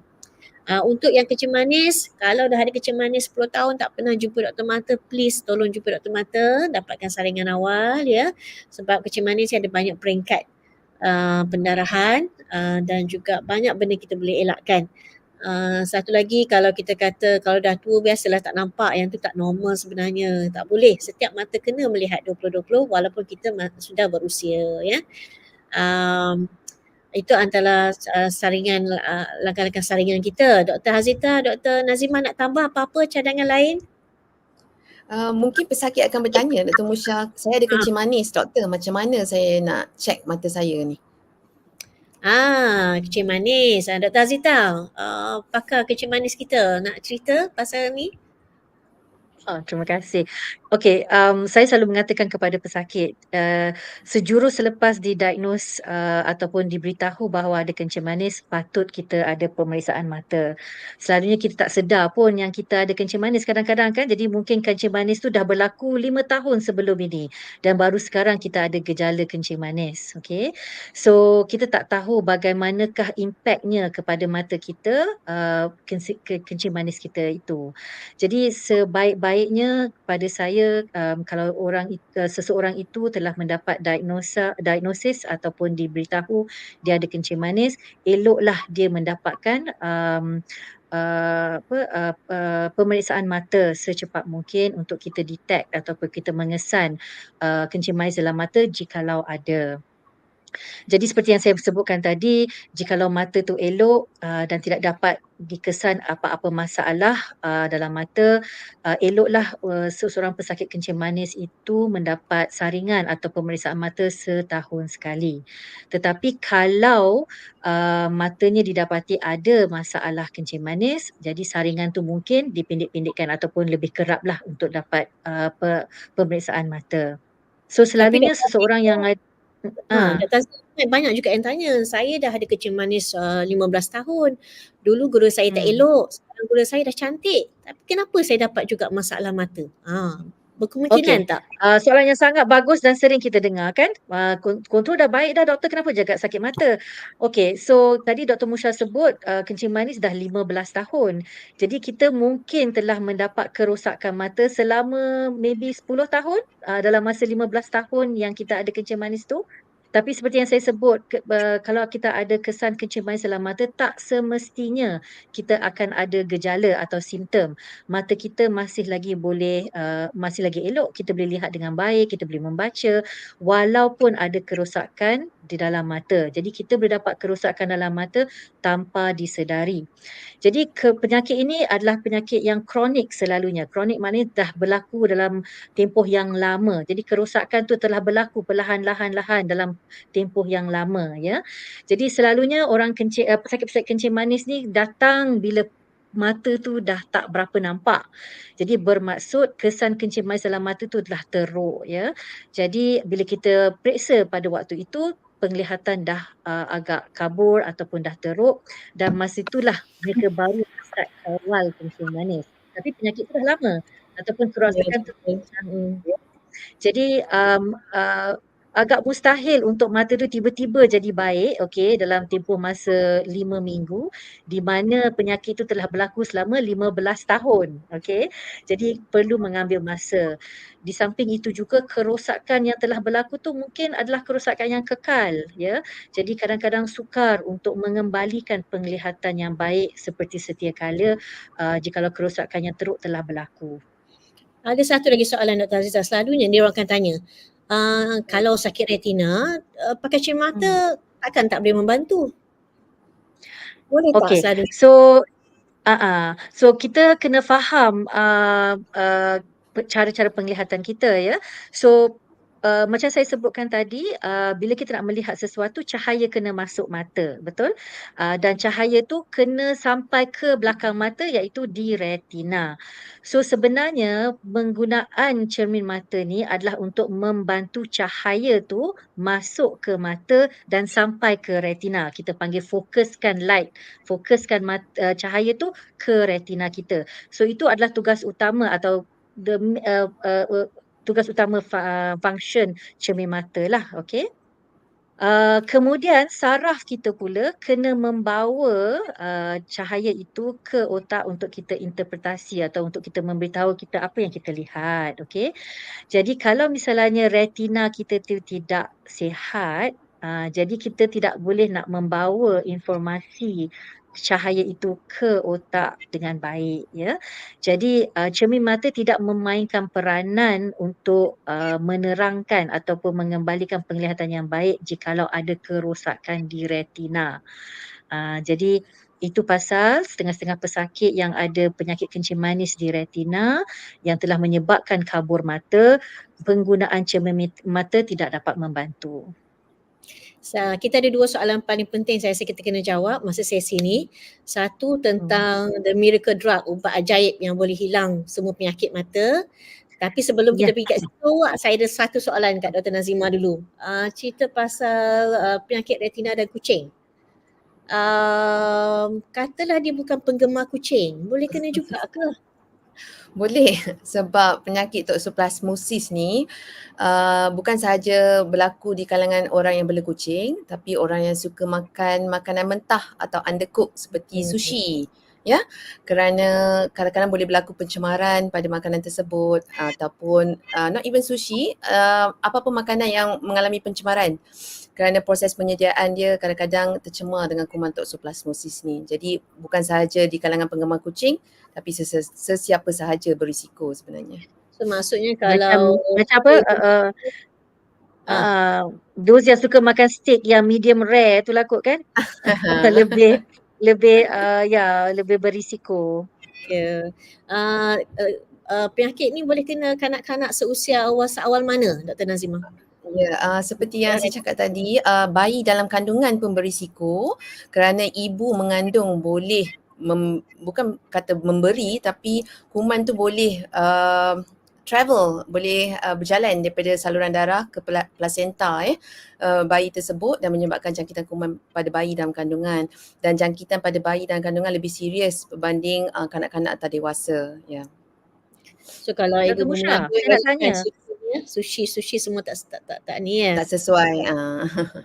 Saya suka sushi. Dr. Musha, saya nak tanya, adakah lekang retina ataupun retina detachment hanya berlaku kepada pesakit-pesakit yang bola mata dia panjang ataupun pasien-pasien yang kita panggil myopia ya? Bola mata panjang ni penyakit pesakit myopia kan? Adakah ia berlaku pada mereka saja, boleh berlaku pada sesiapa? Urat lekang ni risiko pada orang yang bola mata panjang tu dalam 5 hingga 10% berisiko untuk dapat lekang, tapi banyak juga kes urat lekang terjadi kalau daripada kesan hentakan pada mata. Contoh sport injury, kita panggil bola tangkis, kalau main badminton tu kan kena hati-hati. Lebih-lebih lagi bukan saja pemain tapi orang yang duduk memerhati kat keliling tu, kadang-kadang orang tu yang kena bola tangkis tu kan, kita panggil that blunt trauma, hentakan tu boleh menyebabkan urat lekang juga. Kemalangan yang melibatkan mata pun boleh menyebabkan urat lekang. Dan satu lagi, kalau kita ada sejarah keluarga yang mengalami masalah retina, mereka itu pun perlu saringan awal. Kita pastikan dapat mengelak terjadi kejadian yang lebih teruk. Dr. Azita, soalan kita ni soalan tentang ubat ajaib. Saya panggil ubat ajaib sebabnya banyak yang terjual dekat Facebook dan juga social media. Banyak sangat dah pakai AI lah, guna gambar-gambar selebriti-selebriti kita kan. Dr. Azita, Dr. Nazima nak komen pasal ubat ajaib yang boleh hilang semua penyakit, especially yang berkaitan dengan mata. Siapa nak Dr. start dulu? Nazima dulu lah. Okey, saya ada beberapa pesakit yang terpedaya pada iklan-iklan di TikTok menggunakan ubat eye drop, ubat titik dari Jepun yang boleh merawat masalah rabun, masalah retina, masalah kencing manis. Namun ingin saya nyatakan di sini tiada satu ubat yang boleh merawat semua keadaan mata ya. It's too good to be true, kita kata ya. Dan kita tak tahu bagaimana penyediaan ubat ini, apa kandungan ubat ini. Kadang-kadang ubat titik ni dia ada steroid. Steroid ni boleh menyebabkan masalah lain pula kepada mata, masalah tekanan mata, masalah retina bengkak. Jadi saya ingin membuat penyaranan di sini, nasihatkan orang-orang di luar sana jangan membeli ubat-ubat yang dijual secara online yang menggunakan taktik scam ya. Ya Dr. Hazlita. Saya sangat setuju. Tak ada satu barang, tak ada sesatu ubat titik yang boleh merawati kesemua masalah mata. Selalunya iklan-iklan ditunjuk dia boleh rawat katarak, boleh rawat pterygium, boleh rawat penyakit kencing manis dalam mata, boleh rawat rabun. Itu agak mustahil. Dan sebenarnya kami pakar-pakar mata, kalau ada rawatan ajaib ni, tak mungkin kita tak guna juga, betul tak? Sebab kalau dia bermanfaat untuk pesakit-pesakit kami, pastinya kami nak gunakan juga, betul? Memudahkan hidup kami juga, bagi satu ubat titik dan merawat segala penyakit. Jadi ia agak mustahil. Banyak juga pesakit-pesakit saya yang tertipu, di mana dikatakan boleh rawat penyakit retina mereka, terutamanya kencing manis. Mereka pakai bertahun-tahun, dah menghabiskan banyak ubat, okey, dan tak baik-baik juga, okey. Berarti bila datang kepada saya perlukan rawatan, di mana jikalau mereka kumpulkan duit mereka untuk membeli ubat-ubat yang tak berkesan itu, mereka boleh dah dapat rawatan yang berkesan daripada doktor-doktor mata, di mana telah disahkan oleh FDA, dah telah buat kajian yang terperinci ya, yang menunjukkan dia bermanfaat. Jadi betul, saya tekankan juga apa yang dan sokong apa yang Dr. Nazima cakap, janganlah kita terpedaya dengan iklan-iklan daripada TikTok ataupun viral-viral online ni.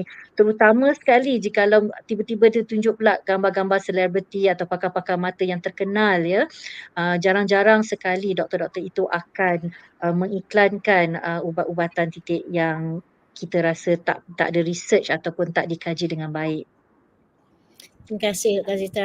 So memang benda ni akan menyebabkan penangguhan jumpa doktor kan, sebab bila dah pakai ubat kan, daripada penyakit yang sikit jadi lagi teruk kan.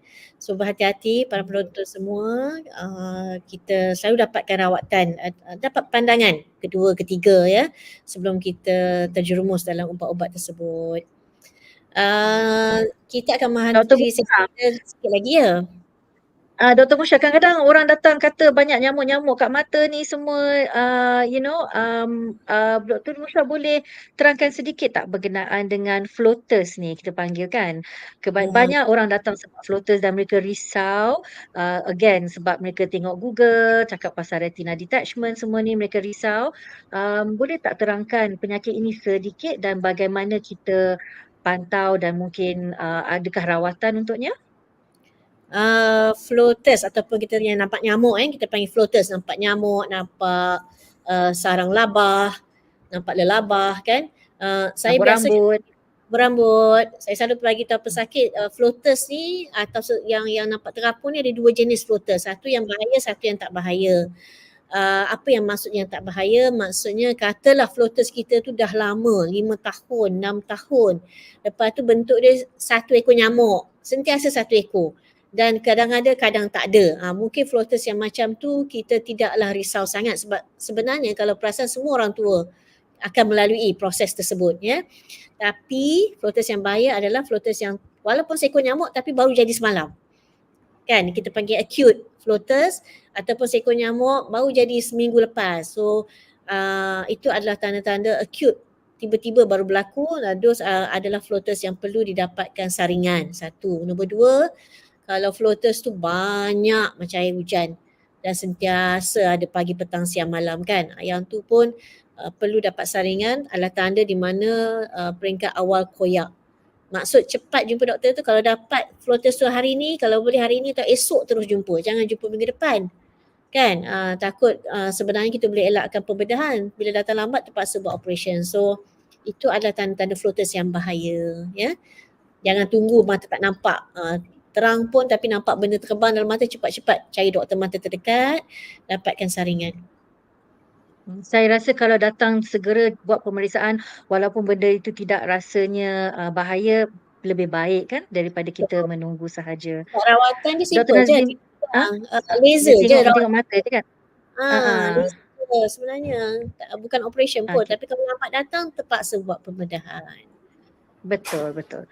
Dr. Nazima ada sebut pasal masalah keturunan mata retinitis pigmentosa dan in fact retinoblastoma juga. Adakah betul adakah betul dia perlu ada keturunan?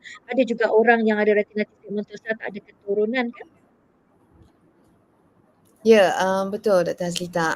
Ada setengah penyakit yang kita tak dapat nak kesan keturunan tu daripada mana kan. Sebab kadang-kadang penyakit keturunan ni dia boleh kita kata skip generations. Mungkin moyang yang ada tapi kita moyang-moyang dulu tak ada pergi check mata, kita pun tak tahu, kita just tahu bila dah tua mata tak nampak kan. Jadi mungkin ada keturunan tu tapi kita tak dapat nak detect. Ya. Okey. Ada pesanan terakhir Dr. Azita, Dr. Nazima. Sebelum kita Pesanan terakhir last slide yang terakhir lah kot. Dapatkan saringan mata pada peringkat umur 50 tahun ke atas sekurangnya setahun sekali walaupun penglihatan baik. Yang penting untuk pesakit kencing manis kita ya. Saya rasa kita ramai tengok pesakit kencing manis bermasalah retina di Malaysia ni. Okay? Dan yang paling sedih ialah sebenarnya kesan kencing manis pada mata ni boleh dicegah ataupun kebutaannya boleh dicegah jikalau dikesan awal. Jadi pemeriksaan awal, saringan berkala setahun sekali amat-amat penting ya. Dan juga of course kencing manis disebabkan oleh penyakit kencing manis lah kan. Jadi kita kena jaga kesihatan. Healthy body, healthy eyes. Badan yang sihat, mata pun sekaligus sihat juga. Nice. Healthy body, healthy eyes.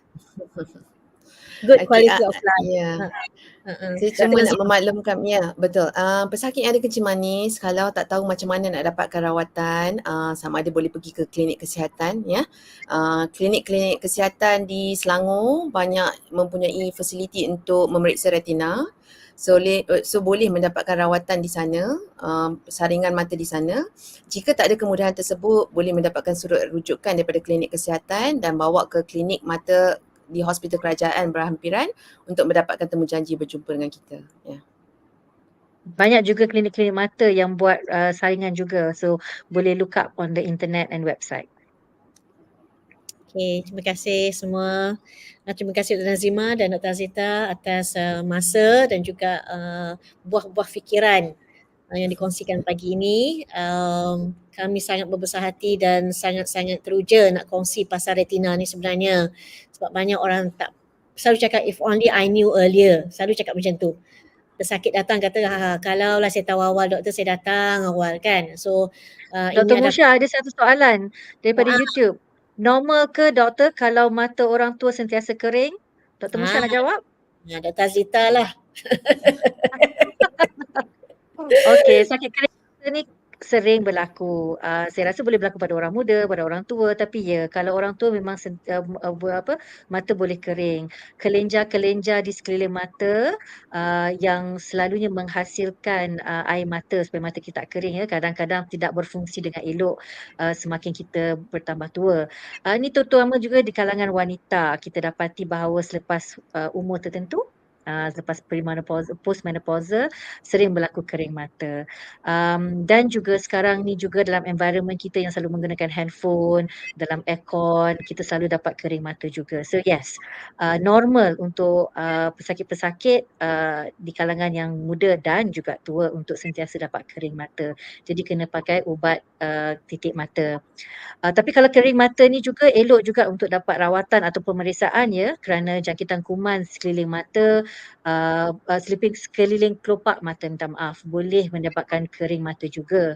Jadi kalau mendapat pemeriksaan dan rawatan, kadang-kadang kering mata ni juga boleh diubati ataupun penambah baik lah kind of thing jikalau misalnya puncanya didapati dan dirawati.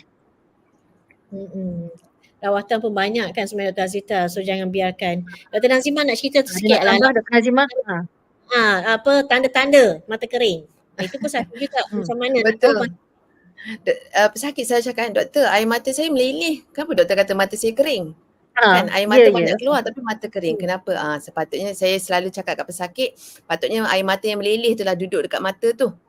Sebab dia tak stay dekat mata tu, sebab tu mata jadi kering. Itu contoh yang biasalah kita cakapkan. Jadi kalau kita ada kencing manis, usia kita bertambah, ada kotoran pada bulu mata atau kelenjar tersumbat, itu semua faktor kenapa air mata kering. Dan lagi satu saya nak highlight, kalau nak beli ubat titik mata, jangan beli online ya. Beli di farmasi, ubat yang di-approve Okay. Okay, kita dah sampai ke penghujung sesi kita. Sekali lagi terima kasih dah tak ada soalan ya ni daripada admin. Okay, nampak baik semua. So kita dah menjawab semua soalan-soalan penting, the heated question. So terima kasih Dr. Nazima, Dr. Hazita dan juga para penyokong di belakang. Sama-sama. Dan apa-apa soalan boleh berjumpa doktor mata terdekat anda dan hopefully we can meet again. Berjumpa lagi di siaran akan datang. Terima kasih. Assalamualaikum semua. Terima kasih.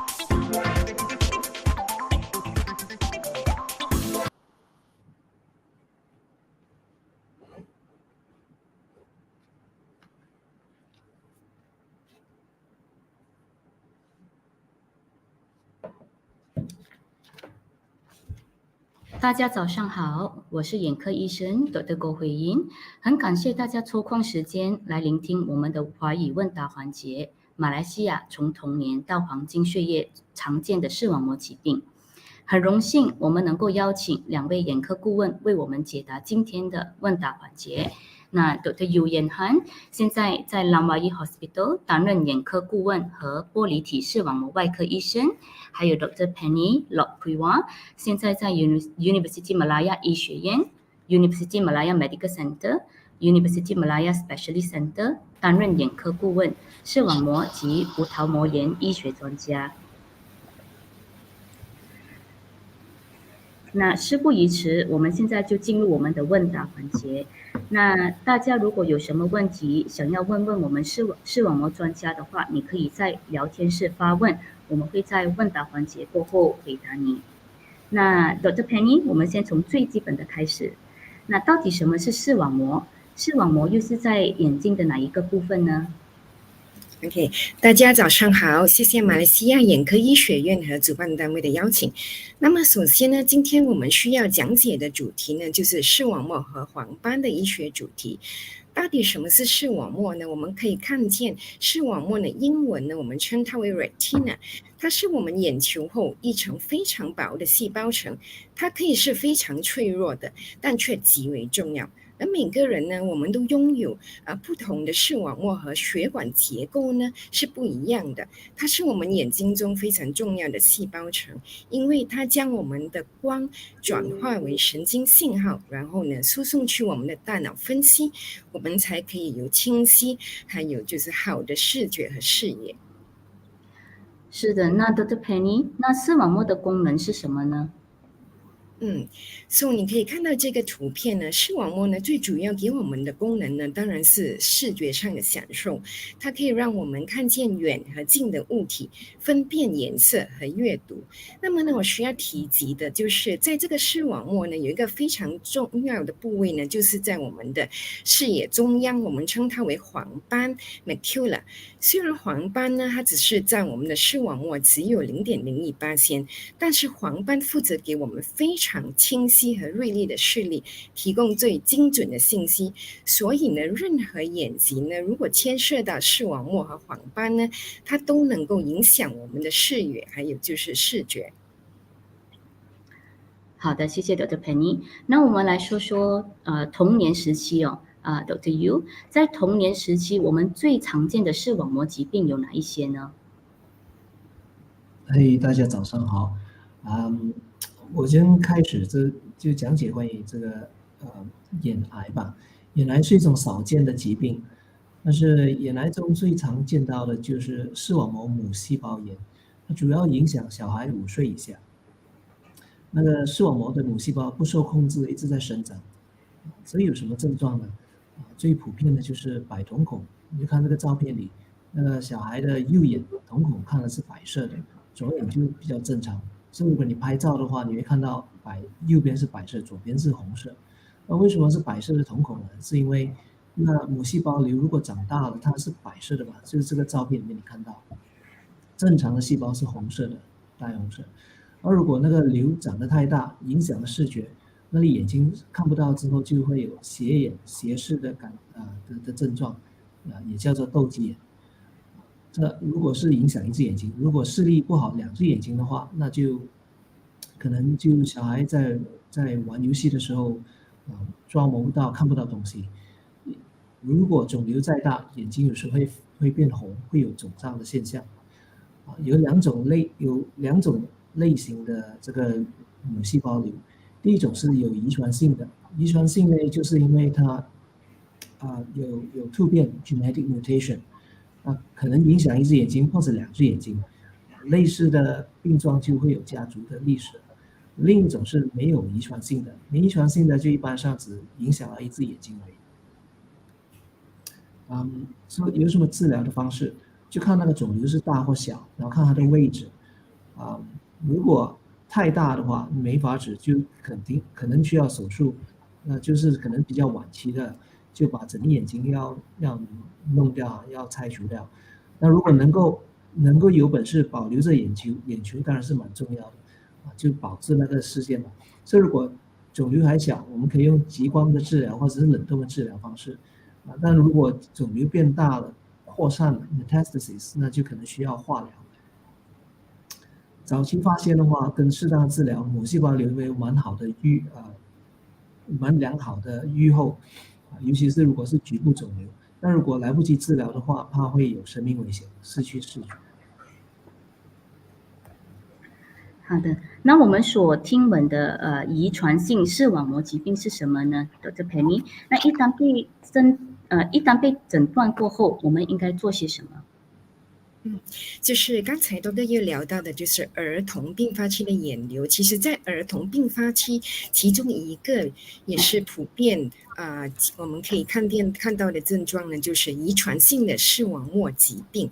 那么，这个遗传性的视网膜疾病呢，通常呢，它的症状就包括夜盲、色盲，我们的周边视野开始受损，就是你旁边开始先看不见，然后呢，视野呢慢慢逐渐狭窄呢，才会影响的就是视力中央，然后视力可以逐渐下降。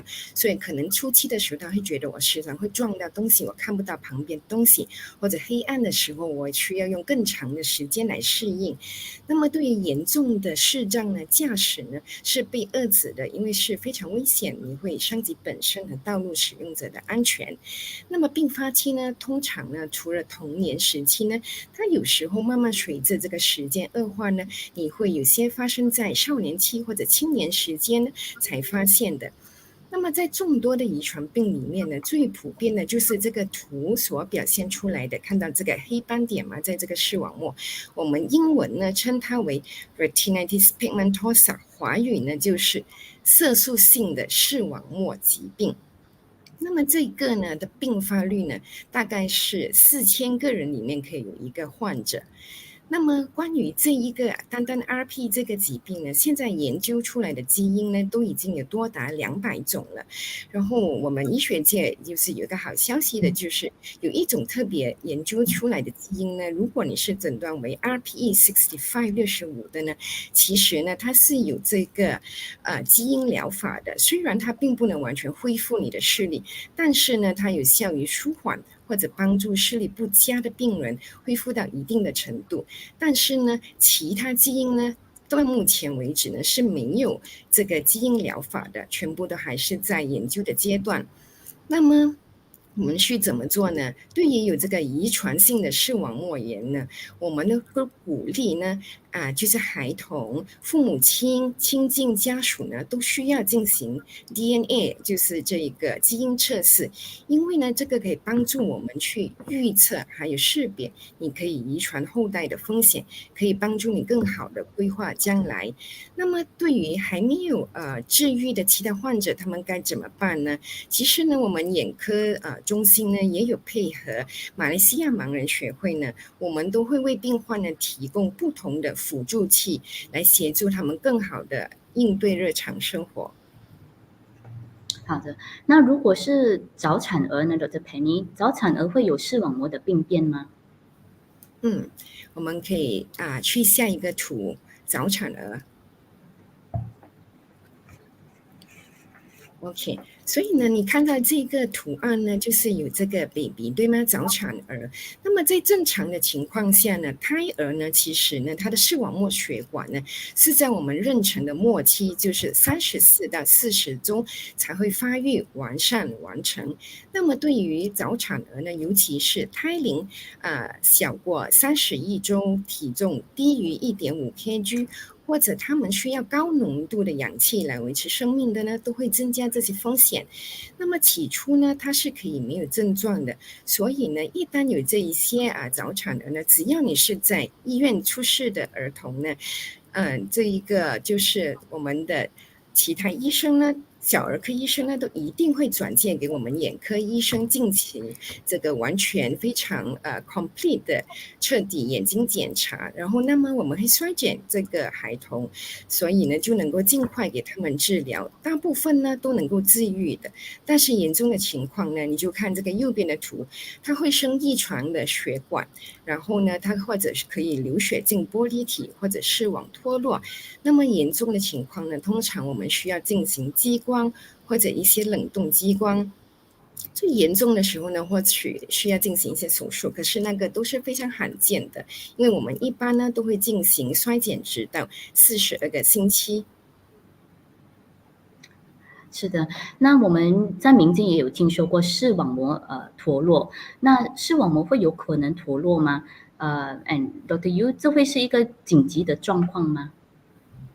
对，视网膜脱离是一种严重的疾病来。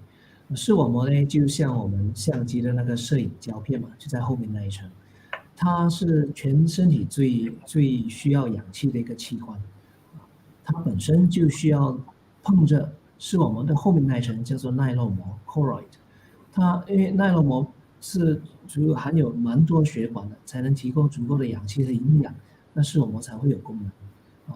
它如果它隔离了，它脱落出来之后就看不见。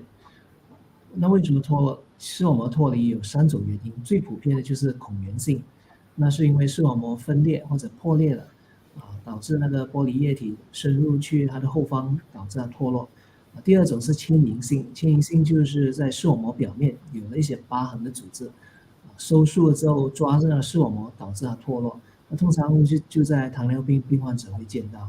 第3种是伸出性，伸出性就是因为其他的疾病，比如炎症或者是癌症，导致视网膜底下累积了液体，产生了引起了视网膜脱落。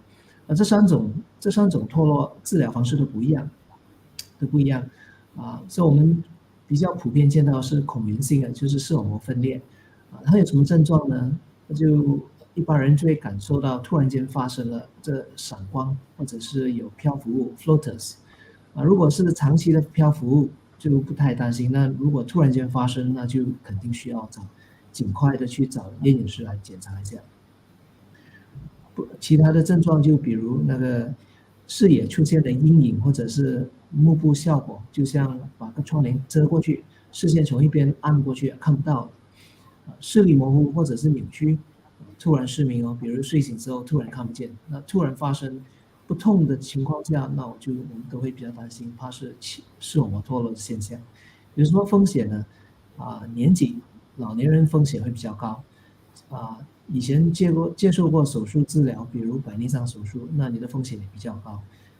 然后高度近视者眼球也比较长，那视网膜就可能破离的机会比较大。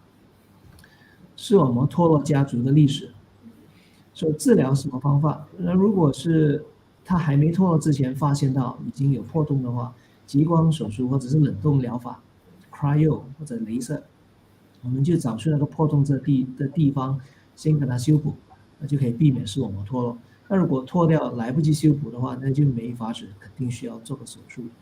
手术治疗方式的原则就是找出所有的破洞，跟它拧回去，先把那个视网膜脱落的推回去，之后再做激光或者是冷冻治疗。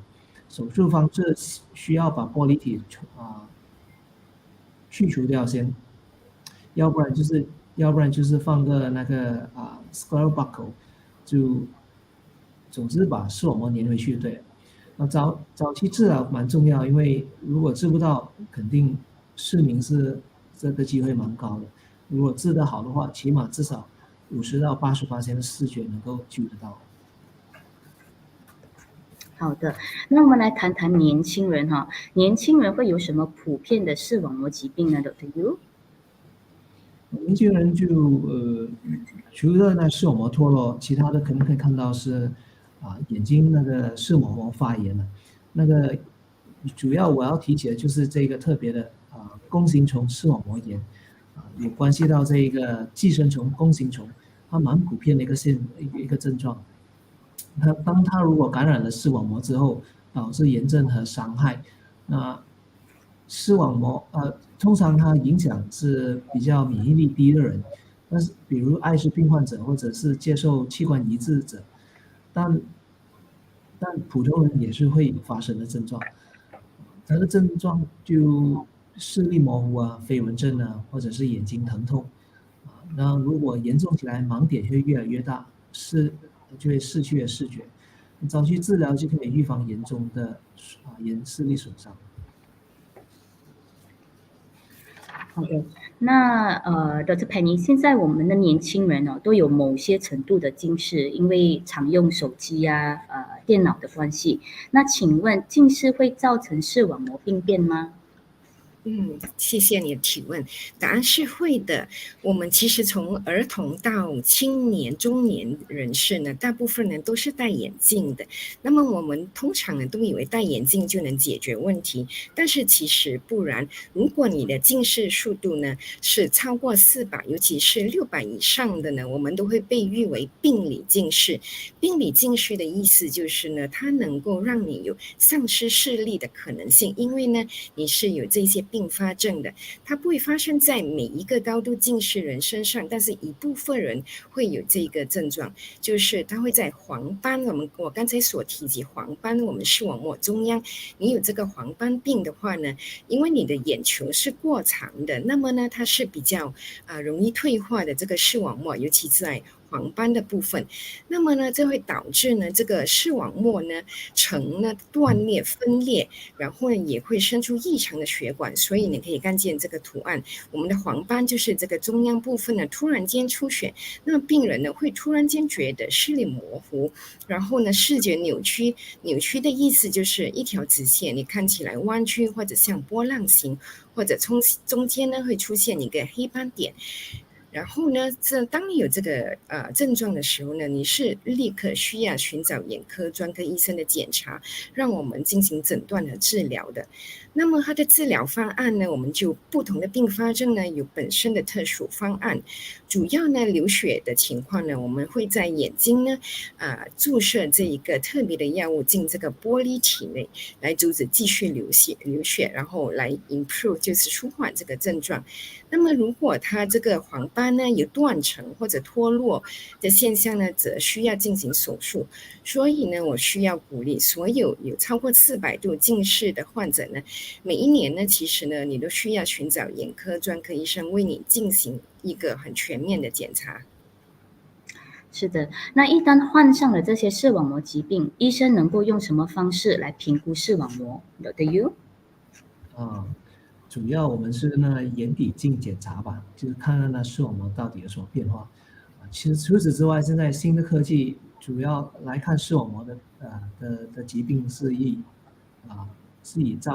扫描或者是那个camera 成像，视网膜成像，视网膜照片拍的那这右上角右下面右下角那个照片就是一个高科技的相机，能够拍得出眼底的照相。除此之外，我们可以用那个一个低能力激光的扫描 OCT， 它能提供视网膜横切面图像来显示出视网膜每一层的异常变化，比如如果有肿胀或者是有液体的出现。最后一个就是用荧光血管造影 FFA angiogram， 我们将燃料注射进静脉，然后等到燃料到了眼睛的静脉之后，我们再拍照，帮助分辨出哪个部分会有泄漏或者有阻塞。那 Dr. Penny， 病患者能够在哪里得到这些评估呢？就是刚才所提及所有的这些我们要进行临床试验检查，有所有的这些仪器呢，我们都必须寻找眼科专科医生，尤其是今天我们拥有这个视网膜子专科的眼科专科医生 Retinal specialist 来进行这个诊断和治疗。在严重和复杂的情况下呢，眼科专科医生呢也会再转介给我们拥有视网膜子专科的专科医生检查。那么民众或许会问，那么我可以去家庭医生验眼师或者验光师来检查我的视网膜吗？答案是不能的，他们并没有这个专业资格来进行这个视网膜的检查。但是一般上呢，他们都会有这方面的知识。当你有这些症状呢，他们也一定会转介给我们专科医生来进行更精准的检查和诊断。那我们说完年轻人，我们来说一说中年人Dr. Yu， 中年人会有什么常见的视网膜疾病呢？其中最常见到就是视网膜中央静脉阻塞 （Central Retinal Vein Occlusion）。它是一种疾病，换句话，它就像眼睛中风，因为视网膜排出血液的那个主要静脉已经阻塞了，导致视网膜缺少氧气，那视网膜就会有肿胀或者出血的现象。有两大类，第一种是非缺血性的CRVO 静脉阻塞，那是比较轻微的，可能视力不太严重，也不需要什么大的治疗。第二是缺血性的静脉阻塞，那就蛮严重的，突然间视线就严重的就视力丧失。如果没治疗的话，可能会有其他的并发症，比如视网膜会出血，或者是导致会有青光眼的现象。所以治疗方式就跟糖尿病的状况也相似，就激光或者是注射一些新的药物。它的风险包括高血压、糖尿病、青光眼或者其他某液体的疾病。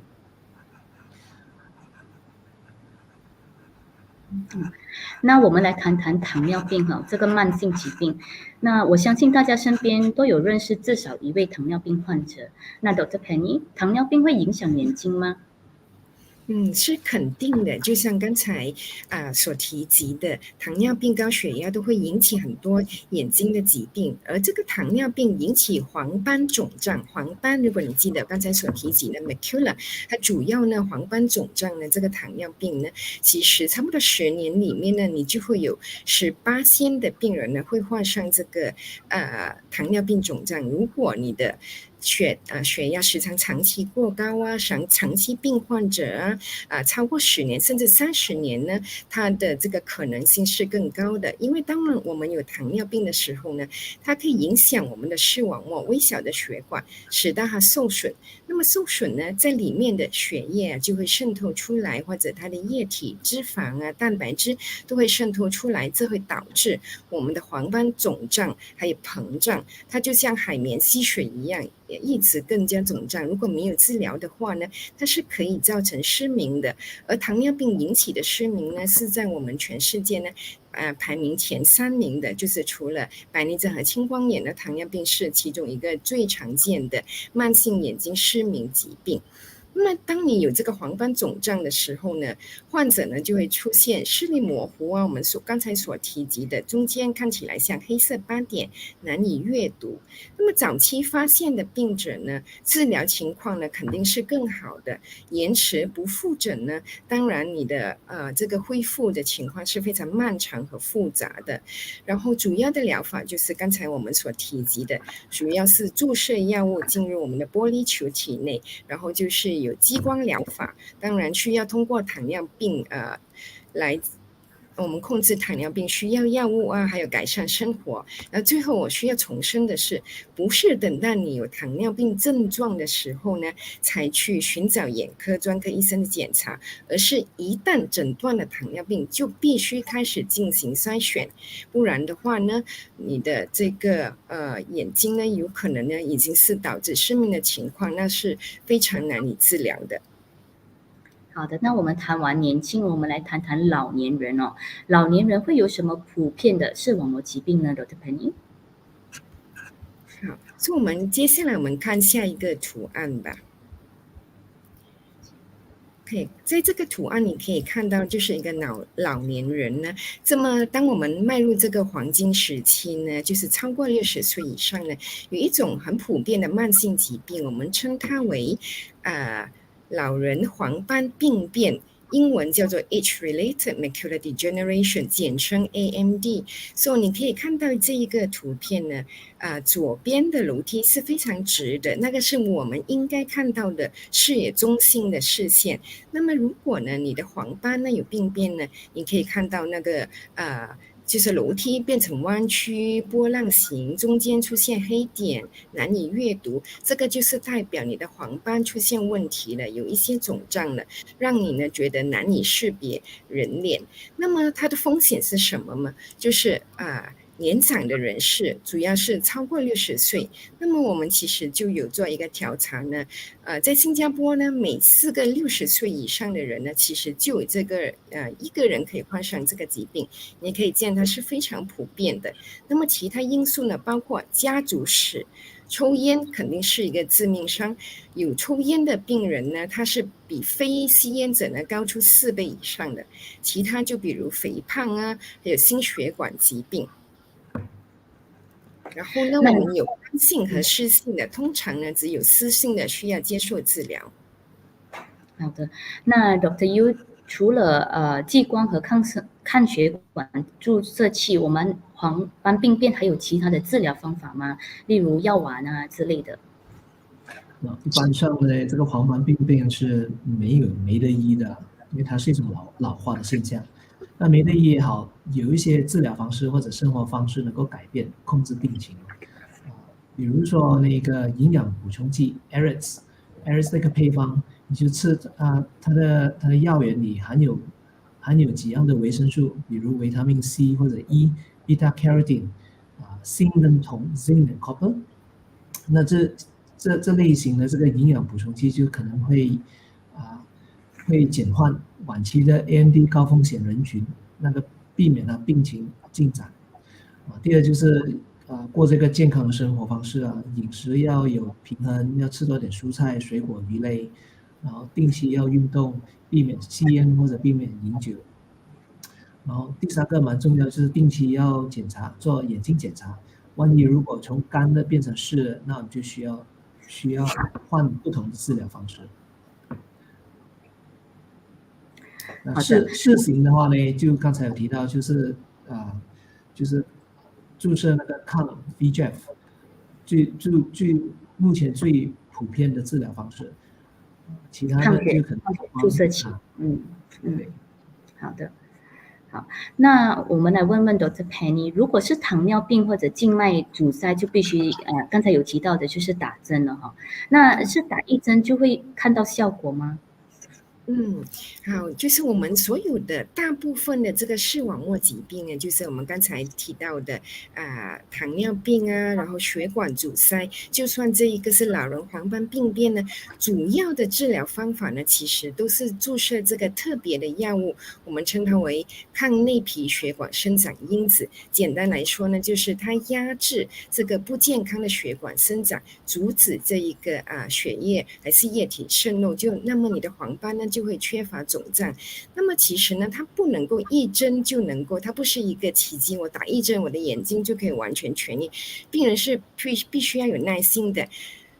根据以前我们就是实地的这个临床的试验研究呢，尤其是这一个黄斑病变呢，其实在2年内呢，你需要注射差不多10到14支才能够稳定这个病情。那么接下来你需要注射的次数呢，才能够变得越来越少，受控制。那么糖尿病呢，也是一样的情况，因为你的糖尿病其实已经是在身体里面，它并没有消失，所以你的血管也是其实已经损坏的，所以你还是需要进行一个长期还有固定的这一个注射，要根据医生给你的时间表，因为很多病人就是他们觉得打了1支2支不好，就是这个药物没效，我想要寻找其他方案。其实这个已经是最好的，因为这个是我们全世界是经过医学讨论我们所制定的方案。只要你就是相信你的眼科医生进行检查呢，有注定注射呢，你是可以拥有一个很好的视力维持，就是有生之年呢都可以维持一个良好的视力。好的，那我们在民间所听闻网上所宣传的各种眼药水哦，甚至是喷眼药物哦，那 Dr. Yu 你能够说一说这些药物能够让眼睛保湿或发亮的吗？这是真的吗？一般上都不太信吧。这些药物尤其是网上购买的，它可能没经过政府的批准，所以我还是建议你去见眼科医生，确定眼睛的问题，然后再从正确的方式得到药物还比较好，比如是药房或者是医院。好的，那我们的问答环节和节目也已到达了尾声，很感谢大家抽空时间来聆听我们的问答环节，也很感谢 Dr. Yu、Dr. Penny 为大家讲解。那如果你有什么关于视网膜疾病需要咨询的话，可以上 College of Ophthalmology 网站查询，我们马来西亚的视网膜专科医生都有列在网站上。谢谢大家，谢谢。谢谢大家。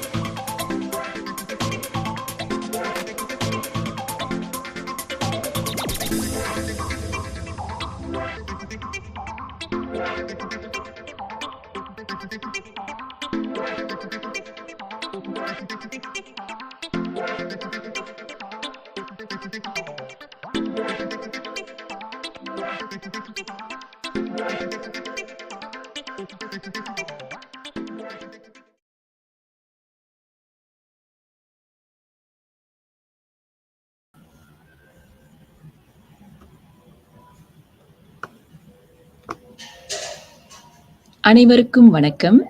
நான் doctor வித்யா நீலமணி, அரசு மருத்துவமனையில் ஒரு கண் நிபுணராக பணிபுரிகிறேன். இன்று இந்த நேரடி மன்றத்தில் ஒரு முக்கியமான தலைப்பை ஒட்டிதான் நாம் பேசப் போகின்றோம். கடவுள் படைத்த 5 புலன்களில் கண்கள் ஒரு முக்கியமான உறுப்பு. பிரபஞ்சத்தில் உள்ள அனைத்து அழகையும் பார்த்து ரசிக்க கண்கள் முக்கியமானதல்லவா? அதை ஒட்டிதான் நாம் இன்று பேசப் போகிறோம். மலேசியாவில் பிரபலமான 2 கண் நிபுணர்கள் நம்முடன் இன்று இணைந்திருக்கிறார்கள். முதலாவது டாக்டர் நரேந்திரன், புக்கெட் டிங்கி மெடிக்கல் சென்டரில் விட்ரோ ரெட்டினல் அறுவை சிகிச்சை நிபுணராக பணிபுரிகின்றார். மற்றும் டாக்டர் ராஜசுதா சௌரிராஜன், ஷா அலாம் அரசு மருத்துவமனையில் விழித்திரை மற்றும் யூஐடிஸ் நிபுணராக செயலாற்றுகின்றார். வணக்கம் டாக்டர். வணக்கம் வணக்கம் வித்யா, வணக்கம் சுதா, வணக்கம் மக்கள், மலேசியன் மக்களே. வணக்கம் டாக்டர் நரேன், எப்படி இருக்கீங்க எல்லாரும்? நல்லா இருக்கிறேன். நல்லா இருக்கும். சரி, குழந்தை பருவம் முதல் முதியோர் வரை மலேசியர்களிடையே பொதுவாக காணப்படும் விழித்திரை நோய் பற்றி தான் நாம் இன்று கலந்துரையாட போகின்றோம். இந்த முதல் அங்கம் ஏறத்தாழ 20 நிமிடம் பிடிக்கும். அதுக்கடுத்து நாம் நேரடி கூட கேள்வி பதில் அங்கம் செய்யலாம். வாருங்கள், நேரடியாக தலைப்புக்கு செல்லலாம். டாக்டர் சுதா, விழித்திரை என்றால் என்று சொல்லுங்கள். ஓகே, தேங்க்ஸ் டாக்டர் வித்யா. விழித்திரை என்றால் நம் ரெட்டினா என்று சொல்லுவோம் ஆங்கிலத்தில். இந்த விழித்திரை கண் பின்பக்கத்தில் உள்ளது. இது அந்த இரத்த குழாயும் நரம்பும் கலந்து உள்ளது. இது பார்வைக்கு ரொம்ப முக்கியம். ஏன்னா இந்த நரம்புல நம்மளுக்கு அந்த போட்டோ ரிசெப்டர்ஸ் என்று இருக்கும். இது ராட்ஸ் அண்ட் கோட்ஸ்.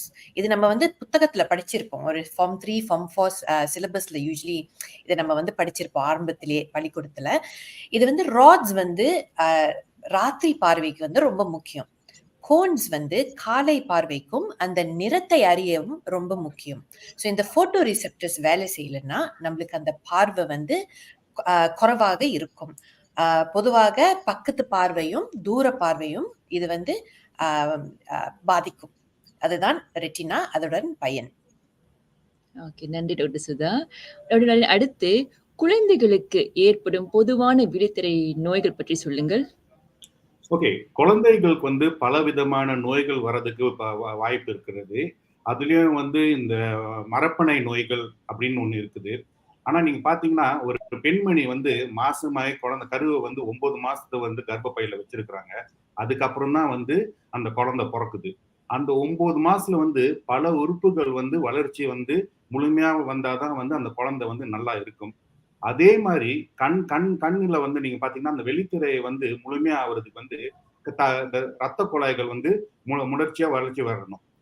ஸோ ஒரு பெண்மணி மாசமா இருக்கச்சே அந்த வளர்ச்சி பாத்தீங்கன்னா அந்த ரத்த குழாய் வளர்ச்சி 16 வாரத்தில் 32 வாரத்து வரைக்கும் தான் அந்த வளர்ச்சி நடக்கப்படும்.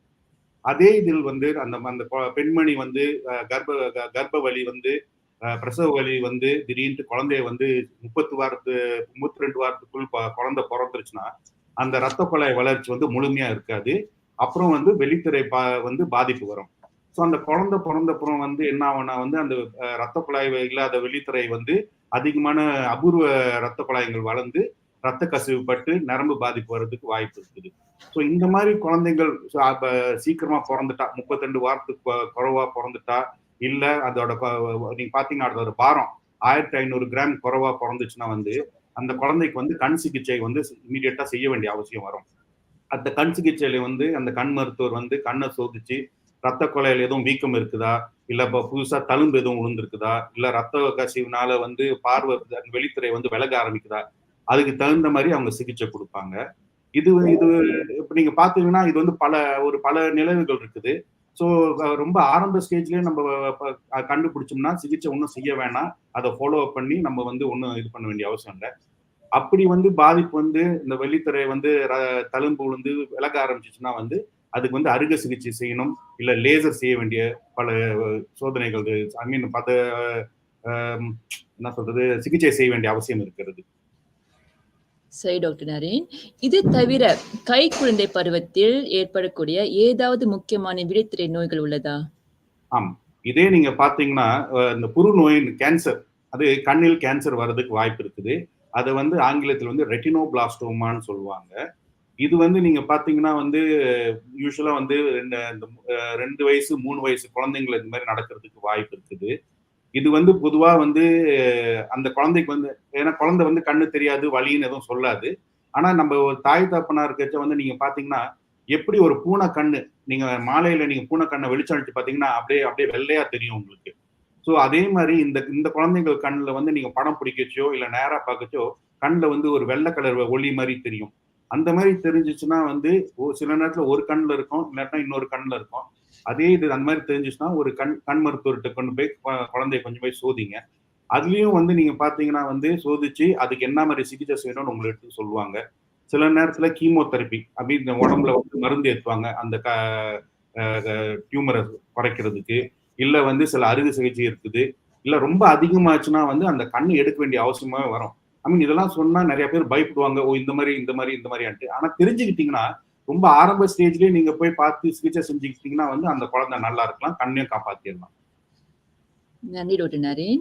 நீங்க சொன்னது ஒரு முக்கியமான தகவல். ஏன்னா நம்ம ஆரம்ப காலத்திலேயே இந்த இதை நம்ம கண்டுபிடித்துட்டா அது கண்டிப்பா நம்ம குழந்தையோட எதிர்காலத்தை நம்ம காப்பாத்தலாம். ரொம்ப ரொம்ப உண்மைமா. ஓகே, அடுத்து டாக்டர் சுதா, முக்கியமாக பள்ளி செல்லும் குழந்தைகளிடையே அதிகம் காணப்படும் கண் பிரச்சனைகள் பத்தி சொல்லுங்கள். ஓகே, ஸோ இந்த கட்டத்தெல்லாம் இவங்க பொதுவாக அவங்களுக்கு அந்த கண் பிரச்சனை இருக்கா இல்லையான்னு நம்மளால கண்டுபிடிக்க முடியும். ஏன்னா இந்த வயசுல தான் அவங்க வந்து அந்த புத்தகத்தை படிக்கிறது, அந்த பிளாக் போர்ட் ஒயிட் போர்ட் பாவிக்கிறது, கேட்ஜெட்ஸ் யூஸ் பண்றது, இதெல்லாம் இந்த காலத்துல இருந்து தான் ஸ்டார்ட் பண்ண வரும்.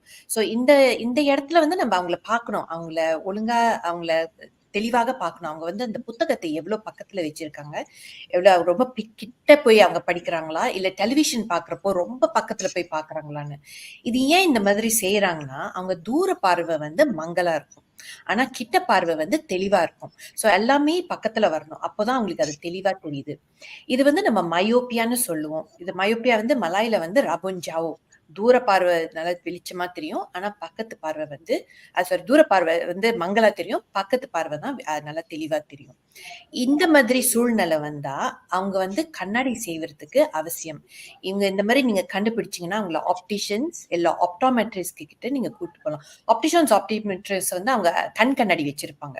ஸோ அவங்களே அதை பரிசோதனை செய்து அந்த கண்ணாடியை அவங்க செக் பண்ணி அவங்க போட்டு அவங்க பார்ப்பாங்க உங்களால படிக்க முடியுதா இல்லையான்னு. சில சமயத்துல இந்த கண்ணாடி போட்டும் அவங்களால படிக்க முடியாது. ஸோ அந்த மாதிரி இருந்ததுன்னா நீங்க கரெக்டா அந்த கண் மருத்துவர்கிட்ட நீங்க கூட்டிட்டு போகணும். அப்படி இதை வந்து நீங்க ஆரம்பத்திலேயே செய்யலைன்னா இந்த கண்ணு வந்து சோம்பல் ஆகிறதுக்கு வாய்ப்பு உண்டு. எப்படின்னா ஒரு 15-16 வயசுக்கு அப்புறம் நீங்க போய் கண்ணாடி போட முயற்சி செய்தீங்கன்னா அப்போ வந்து உங்களுக்கு அந்த பார்வை வந்து தெளிவா இருக்காது. ஏன்னா அந்த நரம்பு வந்து ஆரம்ப ரத்தத்துல தான் வளரும். ஒரு கட்டத்தை செஞ்சுட்டோன்னா அது அப்படியே இருக்கும், அது இனிமே வளராது. ஸோ நீங்க சின்ன வயசுலயே கண்ணாடி தேவைன்னா நீங்க செஞ்சுதான் ஆகணும், இல்லாட்டி அவங்களுக்கு அந்த பார்வை வந்து திரும்பி தெளிவா வராது. ஸோ இது வந்து ரொம்ப முக்கியம், இந்த மயோப்பியான்றது. சரி டாக்டர் சுதா, இது தவிர வேறேனும் விழித்திரை நோய் இருக்கா இந்த வயது காலகட்டத்துல? ஓகே, ஸோ மற்ற நோய்கள் வந்து இந்த வயதுல கண்டுபிடிக்கிறது என்னன்னா மாலக்கண்ணுன்னு ஒரு நோய் இருக்கு, கண் நோய் இருக்கு.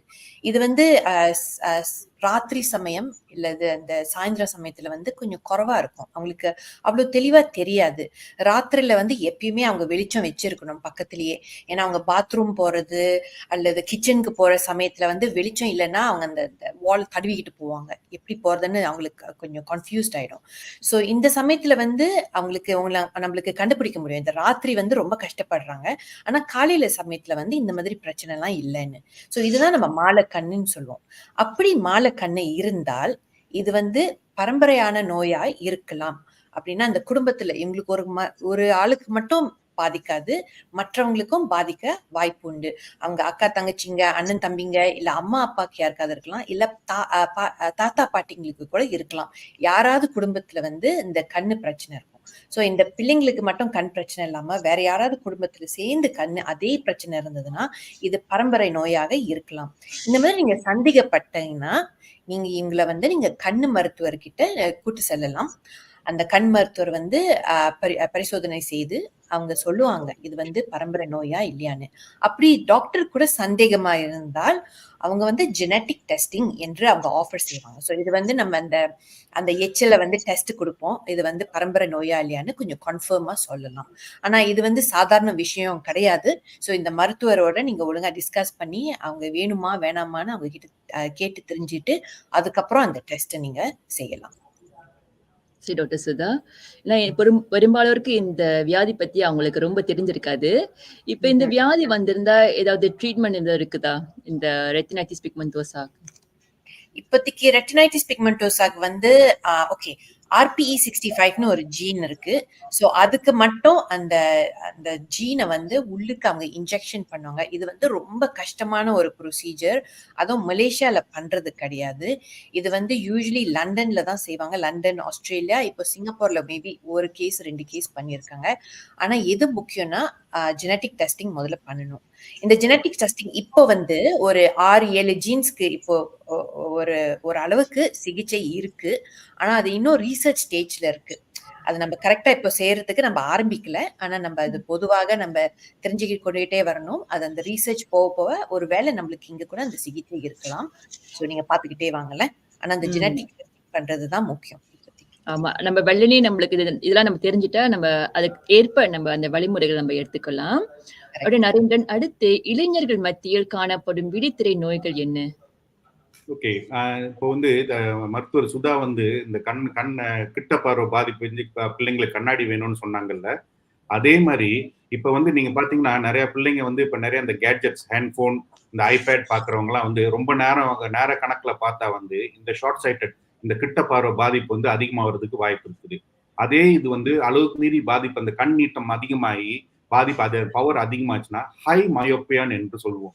ஹை மயோப்பியான் பாத்தீங்கன்னா அந்த படத்துல நீங்க பாத்தீங்கன்னா அந்த 3 கண்கள் இருக்குது. ஒண்ணு முதல் இது நல்லா நல்லா உருண்டையா இருக்குது, 2வது கொஞ்சம் நீட்டி இருக்குது, 3வது நீட்டி போய் பின்னாடி பக்கம் வீங்கி இருக்குது, வீக்கம் இருக்கிற மாதிரி இருக்குது. அது ஸ்டெஃபைலோமான்னு சொல்லுவோம்.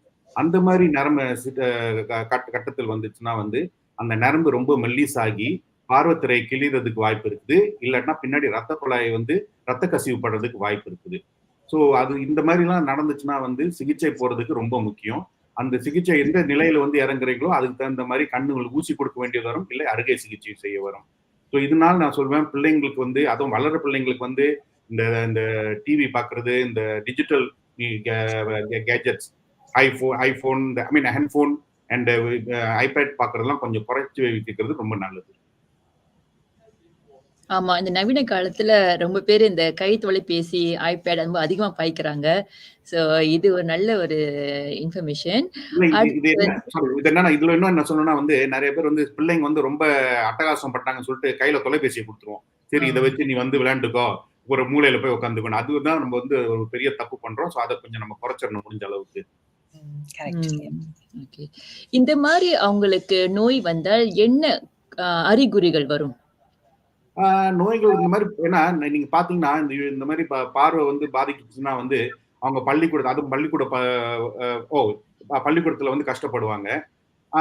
இல்லாட்டினா இப்ப நான் சொன்ன மாதிரி இந்த பார்வை நரம்பு கிழியறதுக்கு வாய்ப்பு இருக்குது. என்னன்னா திடீர்னு பூச்சி பறக்கிற மாதிரி சொல்லுவாங்க, கண்ணுல பூச்சி பறக்கிற மாதிரி இருக்குது, பார்வை மங்கி இருக்குது, இல்லாட்டினா ஒரு கருப்பு துணி என் பார்வையை மறைக்கிற மாதிரி இருக்குதுன்னு சொல்லுவாங்க. இந்த மாதிரி நேரத்துல என்னன்னா அன்னையமா இந்த பார்வை வெளித்துறையில கிளியல் பட்டுருந்துச்சுன்னா, இல்ல ரத்த கசிவு பட்டுருச்சுன்னா பார்வை குறையறதுக்கு வாய்ப்பு இருக்குது. இந்த மாதிரி நேரத்துல நீங்க எவ்வளவுக்கு எவ்வளவு சீக்கிரமா போய் ஒரு கண் மருத்துவரை பாக்குறீங்களோ அவளுக்கு சீக்கிரம் நல்லது. ஏன்னா இந்த ஆபரேஷனை செய்யறதுக்கு எல்லா கண் மருத்துவரும் செய்ய மாட்டாங்க. ஆனா அந்த வெள்ளித்திரை சிகிச்சை செய்யறவங்க தான் இந்த ஆபரேஷனை செய்வாங்க. ஆனா அதுக்குன்னு நீங்க முடிஞ்ச அளவுக்கு சீக்கிரமா போய் பக்கத்துல இருக்க கண் டாக்டரை பாருங்க. அப்படி உங்களுக்கு பக்கத்துல யாரும் கண் டாக்டர் இல்லைன்னா நம்ம கண் மருத்துவர் கல்லூரி, மலேசியன் ஆப்தமாலஜி காலேஜ் இருக்குது, அந்த நீங்க வெப்சைட்ல நீங்க போய் பாத்தீங்கன்னாலும் இந்த அறுவை சிகிச்சை செய்யறதுக்கு எந்த டாக்டர் இருக்கிறாங்களோ நீங்க அந்த டாக்டர் நீங்க போய் பார்க்கலாம்.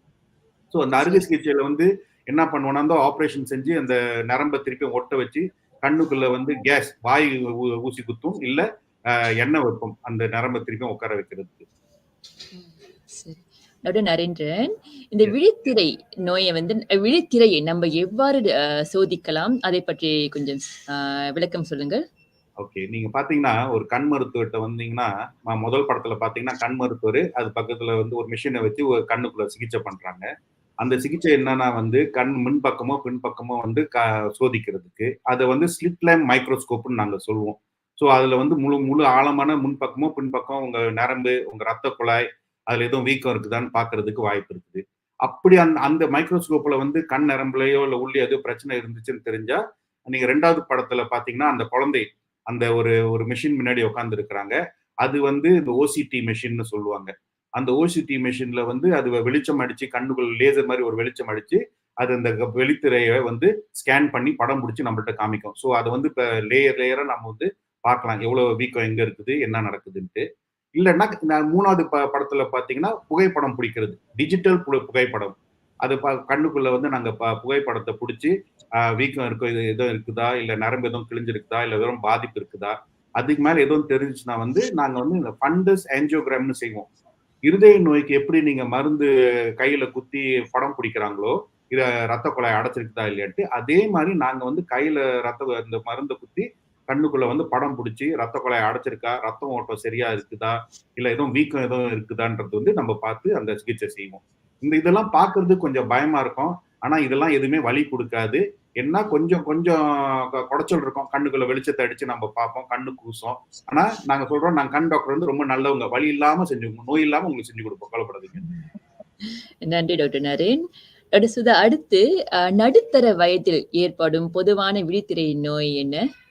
ஓகே. ஸோ இந்த வயசுல தான் சில மற்ற நோய்கள் வந்து வர ஆரம்பிக்கும். ஸோ பொதுவாக இரத்த கொதிப்பு, இனிப்பு நீர், கொலஸ்ட்ரால், இருதய நோய்கள், சிகரெட் பழக்கம் இதெல்லாம் இந்த வயசுல தான் முக்கால்வாசி எல்லாரும் செய்வாங்க. ஸோ நீங்க அதெல்லாம் செஞ்சீங்கன்னா கொஞ்சம் ஒழுங்கா கட்டுப்பாடாக பார்த்துக்கணும். ஸோ நம்ம இனிப்பு நீர் தான் இதுல ஆக முக்கியம். எல்லாத்துலயும் இந்த கண்ணை பாதிக்கிறது வந்து முக்கியமானது வந்து இந்த இனிப்பு நீர். ஸோ இனிப்பு நீர் வந்து நம்மளுக்கு ஒரு 5-10 வருஷம் இருந்தாலும் அந்த கண்ணு வந்து சமயத்துல மங்கலா இருக்காது. அது அதே மாதிரிதான் இருக்கும். உங்களுக்கு ஒரு பிரச்சனையும் ஒன்றும் தெரியாது. ஆனா அந்த கண் மருத்துவர் கண்ணாடி அவர் பரிசோதனை செய்து பார்க்குறப்போ அப்பதான் தெரியும், ஓ நிறையவே பாதிச்சிருக்கு இந்த கண்ணு இந்த இனிப்பு நீர். ஸோ நம்ம கொஞ்சம் அந்த சிகிச்சை செய்யணும் அப்படின்னு அந்த டாக்டர் விளக்கமா சொல்லுவாங்க உங்களுக்கு. ஸோ இதுல என்ன முக்கியம்னா உங்களுக்கு கண்ணு மங்கலா இருக்கா இல்லையான்னு அது வந்து முக்கியம் கிடையாது. ஆனா இனிப்பு நீர் இருந்தா கண்டிப்பாக அந்த கண்ணை நீங்க பரிசோதனை செய்ய வேண்டும்.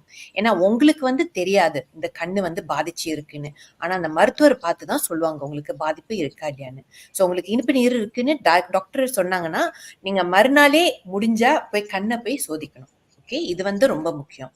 அதே சமயத்துல வந்து இந்த ரத்த கொதிப்பு இல்ல இந்த கொலஸ்ட்ரால் இருதய பிரச்சனை எல்லாம் உள்ளவங்களுக்கு வந்து எப்படி அந்த உடம்புல ஸ்ட்ரோக் வருதோ அதே மாதிரி கண்ணுக்குள்ள கூட ஸ்ட்ரோக் வர்றதுக்கு வாய்ப்பு இருக்கு. ஸோ இந்த மாதிரி வந்ததுன்னா அவங்களுக்கு திடீர்னு அந்த பார்வை வந்து குறையும். திடீர்னு பார்வை மங்களா தெரியும். அது வந்து கண்ணில் ஸ்ட்ரோக் இருக்குன்னு அர்த்தம். ஸோ இந்த மாதிரி நீங்க சந்தேகப்பட்டீங்கன்னா நீங்க உடனடியாக போய் அந்த கண்ணு மருத்துவரை போய் பார்க்க வேண்டும். அவங்க பரிசோதனை செய்வாங்க. ஓகே, ஸோ இதை மட்டும் நீங்க விட்டுறக்கூடாது. அதுக்கப்புறம் இந்த சிகரெட்டு பழக்கம்லாம் நீங்க கொஞ்சம் குறைச்சிடணும். இல்ல செய்யவே கூடாது. டாக்டர் வந்து குறைக்கணும்னு கூட சொல்ல மாட்டாங்க. சிகரெட்டை வந்து செய்யக்கூடாதுன்னு தான் சொல்லுவாங்க. ஓகே, சரி. இவ்வகையான நோய்கள் எப்படி தவிர்ப்பது மற்றும் நோய் நம்மளை தாக்கினால் எவ்வாறு சிகிச்சை பெறலாம் என்று சொல்லுங்கள் டாக்டர் சுதா. ஓகே, ஸோ அது எவ்வளவு பாதிச்சிருக்குன்னு பொறுத்து இருக்கு. ஸோ அந்த பாதிப்பு வந்து கொஞ்சம் குறைவாக இருந்தால் நீங்க 3-4 மாசத்துக்கு ஒரு வாட்டி போய் கண்ணு மருத்துவரை பார்த்தாலே போதும். ஸோ அவங்க வந்து உங்களை பரிசோதனை செய்துட்டு வருவாங்க. இன்னும் கொஞ்சம் அது இன்னும் பாதிப்பு கூட இருந்ததுன்னா அவங்க உங்ககிட்ட சொல்லுவாங்க என்ன செய்யறதுன்னு. அப்படி அந்த பாதிப்பு வந்து அதிகமாக இருந்தால், பாதிப்பு அதிகம்னா என்ன, அந்த நரம்பு வந்து வீங்கி இருக்கும் அல்லது அந்த ரத்த குழாய் வந்து வீங்கி இருக்கும். ஸோ இதெல்லாம் வீக்கம் இருந்தால் அது வந்து அந்த அந்த அந்த ரத்த கசிவு இருந்ததுன்னா உங்களுக்கு அந்த பார்வை வந்து குறைவா இருக்கும். ஸோ அப்ப அது தெளிவா இருக்காது. ஸோ இந்த கட்டத்துல வந்து அவங்க அந்த ட்ரீட்மெண்ட் சொல்லுவாங்க. ஒண்ணு வந்து லேசர், இன்னொன்னு வந்து ஊசி குத்துறது, கண்ணுக்குள்ள ஊசி குத்துறது. ஸோ இந்த லேசர் என்ன செய்யுதுன்னா எது முக்கியம் இல்லையோ அந்த கண்ணுல வந்து எல்லாமே கூட முக்கியம் கிடையாது. ஒரு பக்கம் தான் வந்து அந்த நேர் பார்வைக்கு முக்கியம், ஓர பார்வைக்கு முக்கியம். மற்ற சில இடத்துல வந்து அவ்வளோ முக்கியம் கிடையாது. ஸோ இந்த லேசர் வந்து அந்த இடத்துல லேசர் செய்வாங்க. அப்போதான் அந்த இருக்கிற ஆக்சிஜன் வந்து நம்மளுக்கு எது முக்கியமோ அந்த இடத்துக்கு அனுப்ப முடியும் அந்த ஆக்சிஜனை. ஸோ அதனால தான் லேசர் செய்கிறாங்க, அந்த கண் பார்வையை பார்த்துக்கிறதுக்கு. ஸோ அதே சமயத்தில் இந்த வீக்கம் வந்து லேசர் மட்டும் பத்தாது, ஊசி குத்தவும் வேண்டும். இது வந்து ஆரம்பத்தில் வந்து 1 மாதத்துக்கு ஒரு தடவை இந்த ஊசி குத்த சொல்லுவாங்க கண்ணுக்குள்ள. வலி அவ்வளோ இருக்காது. ஆக்சுவலி அந்த இன்சுலின் குத்துறவங்களுக்கு இன்னும் வலி இருக்கும். கண்ணில் குத்துறது இருந்தால் அவ்வளோ வலி இருக்காது. ஏன்னா அவங்க அந்த கண்ணு மருந்து கொடுப்பாங்க, அந்த வலி இல்லாமல் அவங்க கரெக்டாக செய்வாங்க. யாரால பண்ண முடியுமோ அவங்க தான் அந்த ஊசி குத்துவாங்க. ஆரம்பத்துல வந்து 1 மாசத்துக்கு ஒரு தடவை ஊசி குத்த சொல்லுவாங்க. அதுக்கப்புறம் அது அது அந்த வீக்கம் குறைய குறைய அந்த டாக்டரே சொல்லுவாங்க 2 மாசத்துக்கு ஒரு தடவை போதும், 3 மாசத்துக்கு ஒரு தடவை போதும். ஒரு கட்டத்துக்கு வந்ததுன்னா அந்த வீக்கம் அப்படியே போயிடுச்சுன்னா, இனிமே இல்லைன்னா அந்த ஊசியை நிப்பாட்டிடுவாங்க. ஸோ இதுதான் அந்த 2 சிகிச்சை வந்து கண் டாக்டர் வந்து யூஸ்வலி சொல்லுவாங்க உங்களுக்கு செய்யறதுக்கு. ஊசி என்றாலே ரொம்ப பேர் பயப்படுவாங்க. ஆனா அந்த ஊசி குத்து அந்த மருந்து வந்து அது எவ்வளவு நன்மை கொடுக்கும்ன்ட்டு எல்லாருக்கும் நம்ம தெரிஞ்சிருக்கணும். அது அது அந்த ட்ரீட்மெண்ட் சேர்ந்து அவங்களோட டயபெட்டிஸ், ஹைப்பர் டென்ஷன் அதையும் கட்டொழுங்கா வச்சிருந்தாங்கன்னா கண்டிப்பா இந்த கண் விழித்திரை நோயை அவங்க எதிர்கொள்ள முடியும். டாக்டர் நரேன், அடுத்து முதியோர் மத்தியில் அதிகம் காணப்படும் விழித்திரை நோய் என்ன?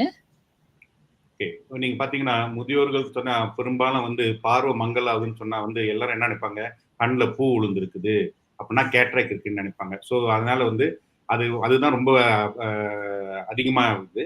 ஆனா அதே முதியோர்கள்ல வந்து ஏஜ் ரிலேட்டட் மேக்குலர் டீஜெனரேஷன் இருக்குது. அது என்னன்னா பார்வைத்திரை வந்து நடு பக்கத்துல இந்த மேக்குலர் ஏரியால வந்து பாதிப்பு வருது. இதுல வந்து 2 விதமான இது இருக்குது. ஈர நோயின்னு ஒண்ணு இருக்குது, வறட்ட நோயின்னு ஒண்ணு இருக்குது. அது வந்து ஆங்கிலத்துல வந்து வெட் ஏஎம்டி இல்ல ட்ரை ஏஎம்டின்னு சொல்லுவாங்க.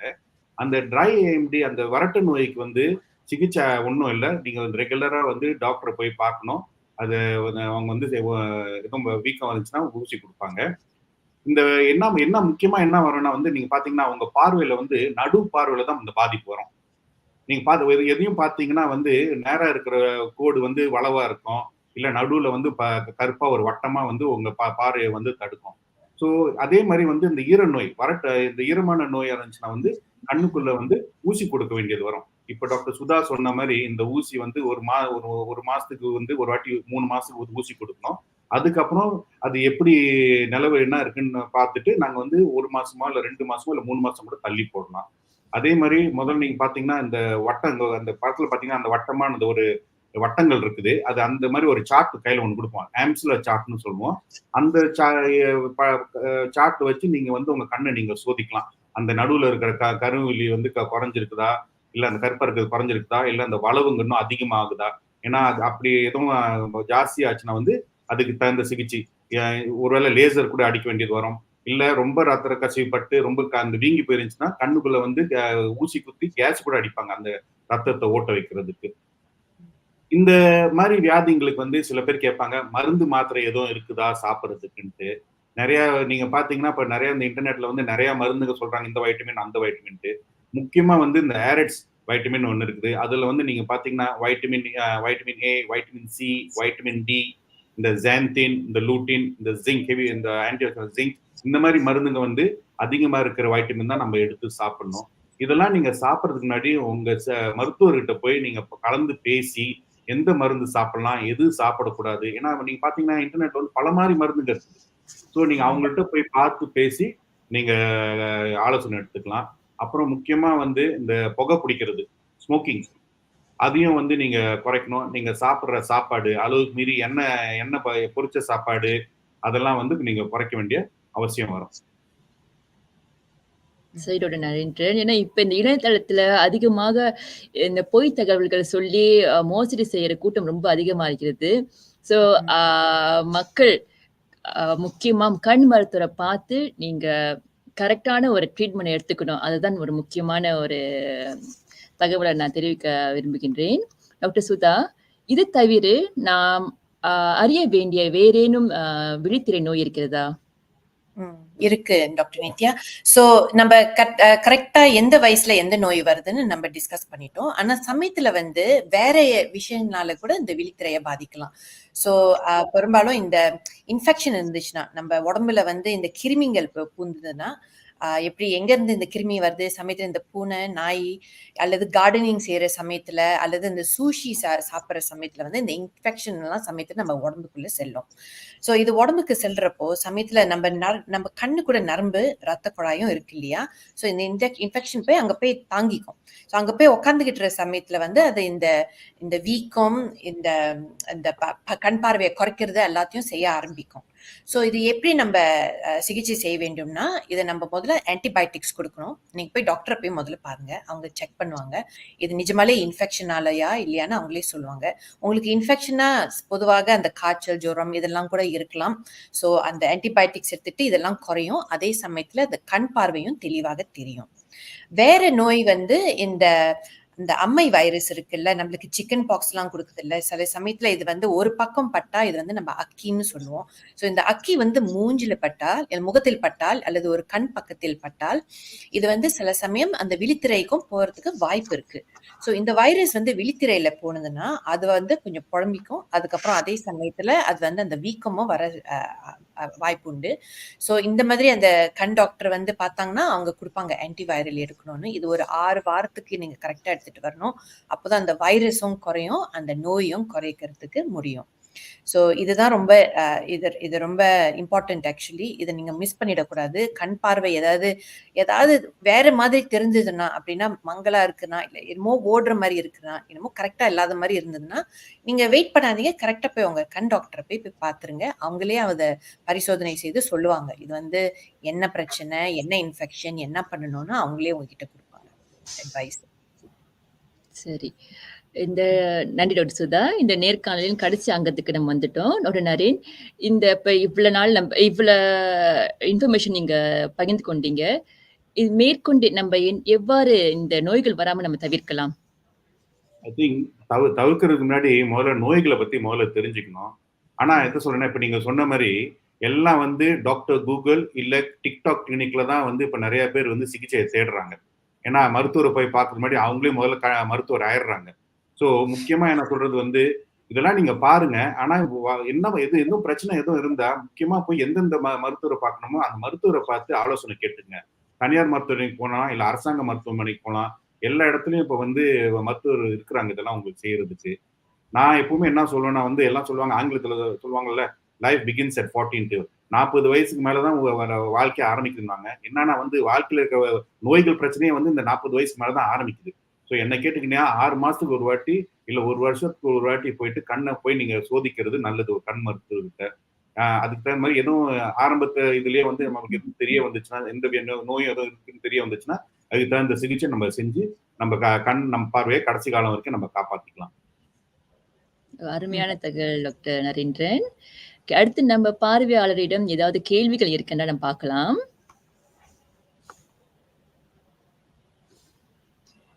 ஓகே, இங்க ஒரு கேள்வி இருக்கு.